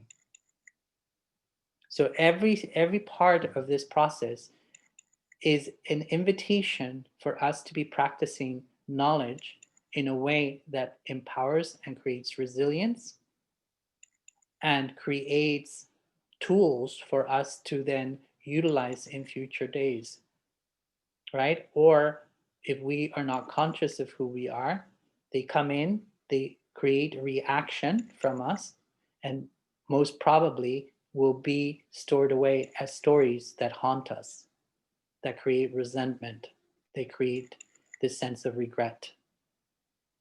So the process must be in the consciousness of I know who I am, I know my tools, I know the structure of my being, I know how to use it, I know how to apply my understanding, and I am grounded, anchored in my original virtues. So it's Simple. conscious with the clarity you have completely. That's right. So I must be pure and clean, just like it says. Make sure that the intention is pure and clean. Make sure that you take the time. Most people are rushing, and usually their biggest excuse is, I don't have time. Right. So here is the encouragement, it's the invitation to always take time to be in the right mind, to be in the right consciousness, to be in the right anchor, to be in the right understanding. It's just like we said, do very fast, very slow. Well, with a yeah. clarity and a conscious mind. That's right. And so the speed in which I can operate speeds up. So because of if I keep practicing this way, it's the same thing as a habit. It becomes my habit. It becomes it returns to being my nature. So Right. if a soul has forgotten who they are, they need to return to their nature. And the only way to return to their nature is by continuously practicing this nature. Right. And then it becomes natural again. So we are practicing for us to reconnect to our nature, our very easy nature. And that's what we're doing. It's so that it no longer becomes a burden or something difficult to do, but it's a consciousness that is constantly awake and alive. I Right. am a spiritual being with virtue. So it doesn't become a burden, doesn't become an obstacle. It's just become natural. You're naturally churning this. You're naturally being this. So does anybody have a question or would like to bring forth a situation that we can work through in this process just to make it real and alive? So with this process, it ultimately becomes your sanskar. Well, with this, exactly, this process becomes how I deal with the moment, how I deal with the moment, how I deal with my thinking, my intellect, and any memories that might be ignited, and how I deal with it in terms of making sure that my internal space is clean and clear in terms of my sense of identity, my sense of intention, and also, most importantly, that I'm grounded, that I'm anchored in the right place. Right. So you can transform all your sanskar in such a way that you can burn all your karma. There is no positive, negative left. So there is no karma. That's right. So all So you're you get a moksha. That's right. So all you're doing is you're being yourself naturally, spiritually beautiful. Right? So it becomes natural for you to take anything that's difficult, anything that's ugly, anything that's challenging, and to make it beautiful just by that, following that simple system. Right. Because there is no such thing like ugly or beautiful. Everything is different modality of whatever you know or see or just watch the movie, you know. Exactly. But I'm putting it in terms so that again, everybody's a different capacity and also a different experience. Okay. So I'm I need sorry. to make sure that everybody who, wherever they may be, whether they're in the space where they see it as obstacle or they see it difficult, that they understand that wherever they are, they can transform that situation into something beautiful and powerful. Correct. Right. So there is nothing outside you have to look into. Just look inside and you can transform yourself every day. That's Every right. So the distraction comes from when you're working from the different worlds that have been created through the outer influences. So those but you are the one creating your own world outside. Exactly, but you haven't learned because you don't have enough knowledge about who you are originally, and also everything that you are, and because of that, you just go by what you've been told and what you've been taught. So as a child, if I'm growing up as a child, Right. I listen to my parents because I see that they're the only resource for information. And then school is added to it. And then these Right. different groups are added to it. So Right. as I grow up, all these different groups and experiences have added their point of view to my understanding. So that's the whole process of individuation, is that I have to clean that up so that I come solely from what I choose to be and act upon. Mhm. Yeah, but when you came into this world, I mean, you had a choice to come through these particular parents. It's not just you dropped off to that parent based on your karma and what you got connected with. Now, your parent, they have similarity. So you get the sanskar from them, not necessarily to enhance yourself, because they might have limitation too from the past.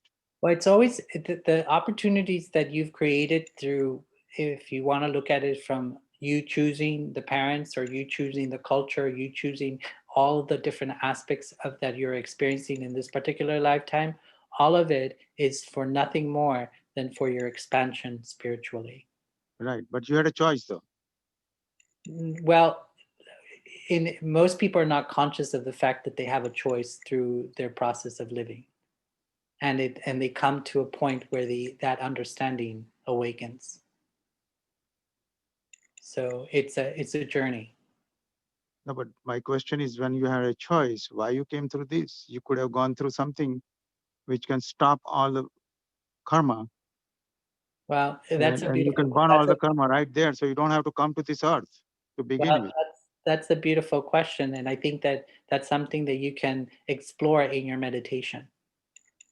Um, I don't have an answer for many of the questions. I certainly don't have the answer that's specific for every single soul and why they come into the journey that they're in. But I think that that's something that the soul can explore in their meditation and their personal sort of experience and connection to themselves. And I'm sure. This is not for the individual soul. This is for all universe, all. This is, I'm talking universal soul. Yeah. Can you shed a little light on this? What is the difference between Raj Yoga, Karma Yoga, and Karma Yoga, and all other yoga in general? Just 1 or 2 minutes. I would appreciate that. Well, the simplest thing that I can say, all yogas have the same intention. Right, And the intention is to connect you to your spiritual self, right. to move beyond the illusions of the distraction of you as a physical being and the Mhm. world itself. And by doing so,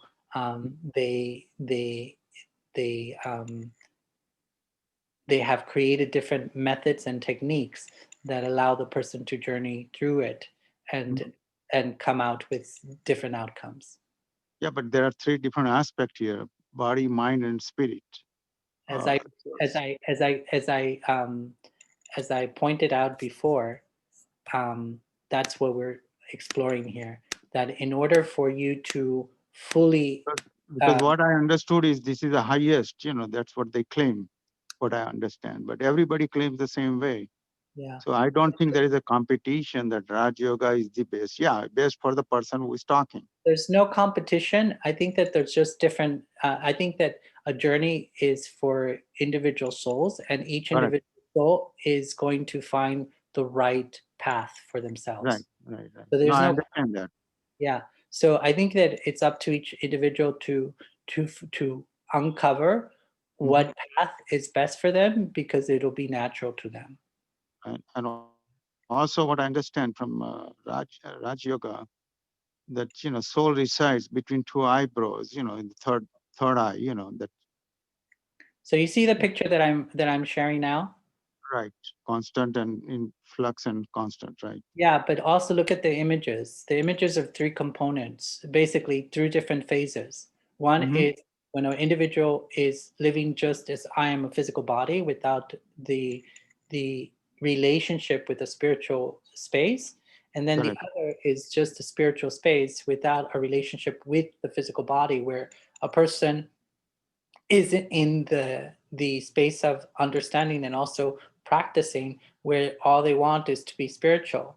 Mm-hmm. The idea of living in the realization of what you are is to understand that these two components actually need to work together for you to live in Mm-hmm. harmony in a particular life.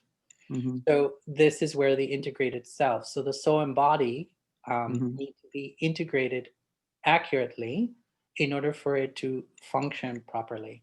And But meditation and yoga, basically yoga is connection. It's also medicine for the soul. And why it's a medicine for the soul is because it helps the soul wash away any of the illusions or distractions that keeps it away from itself, the understanding of itself. So meditation brings me to myself. That's yeah, all but, that's happening. And yeah, that's what when you say in the middle, conscious integrated self, soul, body, there is no connection. They're all integrated, but they're separate. Once you separate it out, then the soul realize it. To become but complete. but you still have to function in the world. And what this is basically engaging is that in order for you to live harmoniously, you have to accept both the spiritual aspect and the physical aspect, so that you can live an integrated life where these two components become harmonious and they're responsive to each other, because it's the only way to actually live in this physical world. The soul cannot do or express itself without a physical body, and the body cannot function or be alive without a soul. Yeah, that is right. But mind also plays. So all three has to be equanimity, right? Actually, the reason why I this is very important, what you're bringing forth. Um, Not only that, there is a fourth dimension also. Those are the I'm three. sure. Those are the lower dimension. Yeah, so I'm sure that there's a lot of, so if you see the anatomy of the soul, actually in this particular graph, what you are experiencing is the idea, okay, the experience that the brain does not think, that the thinking is not an aspect of the brain, but it's actually an aspect of the soul. So it happens within the space of the soul, and Correct. the soul is actually sending magnetic vibrations into the All the brain. right vibration. Mm-hmm. Yeah. So that's the mechanics of thinking. So there are many aspects to it, but we we can go into those aspects in other classes. For this specific class, it's just really about learning about Okay. particular Mhm. aspects. There's Yeah, a because lot more. there are so many infinite number, all the natural laws of karmas, involved in it. Yeah, but this is not covering those at the moment. There are Okay. other classes that I share that deal specifically with karma, but this particular one is just about this particular point in terms of learning about the different instruments of the soul, Mhm. the nature of the soul, and then how it can be applied to a process in everyday moments, so that you Okay. can stabilize, harmonize, and create peace of mind in your process. But this is basically all of worldly things we're talking about. Well, we are living in this physical world, and because we are living in this physical world, we have to also. So the path is to bring spirituality into physical. Okay. So when the great sages, if you want to look at that, when the great sages achieved self-realization, they didn't automatically leave. Self-realization was something that they remained here and they Mhm. communicated, right? So Mhm. it's an important aspect of it's their realization of who they are in the space of physical. But what they were doing is they were imbuing their experience with spirituality. So I, the Mhm. spiritual being, am working in this physical realm, Mhm. and I am coloring this physical realm with spiritual experience. Mhm. No, it's very beautiful. You have very depth of knowledge. That's why I'm asking. Maybe I can get some more insight. Yeah, absolutely. You're always welcome to ask as many questions. But I also would encourage you, if you're interested in further exploration of these concepts on a Mhm. deeper So level. I'm doing daily, 2-3 hours Brahma Kumari, and Okay. listening to Didi also. Yeah.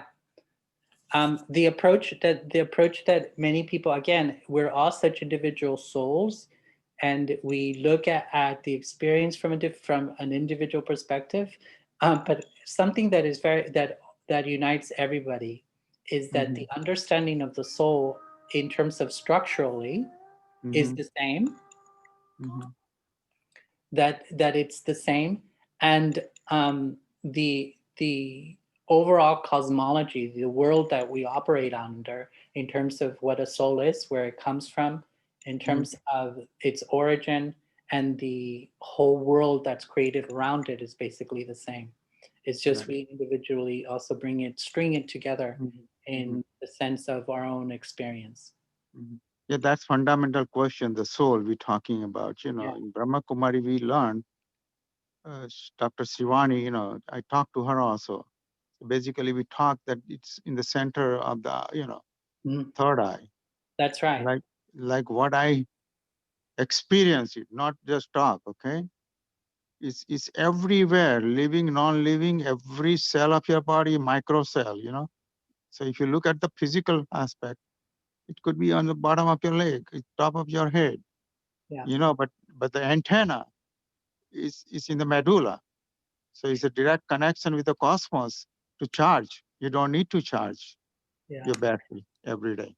Well, actually, there's different ideas about everything. So I cannot say that there's a singular idea towards the experience. One, as you notice in these particular images, Mm-hmm. I have pointed to the idea that the Mm-hmm. soul does exist in the point in the body where it's everybody's in agreement that it exists in. And Mm-hmm. also the form of the soul in terms of being light energy also Mm-hmm. is very similar, the same.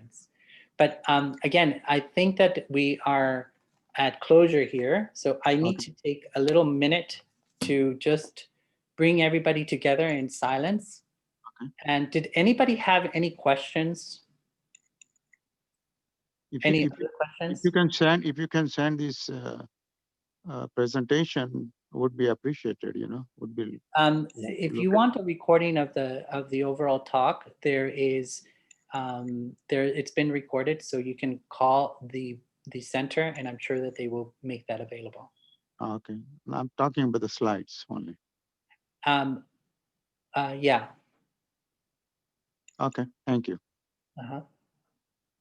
Did anybody need have any other questions? Okay, let's take a minute of silence and just go into that space of I, the pure spiritual being, and really focus on that energy of pure, I, the pure being, and hold that experience for 2 minutes.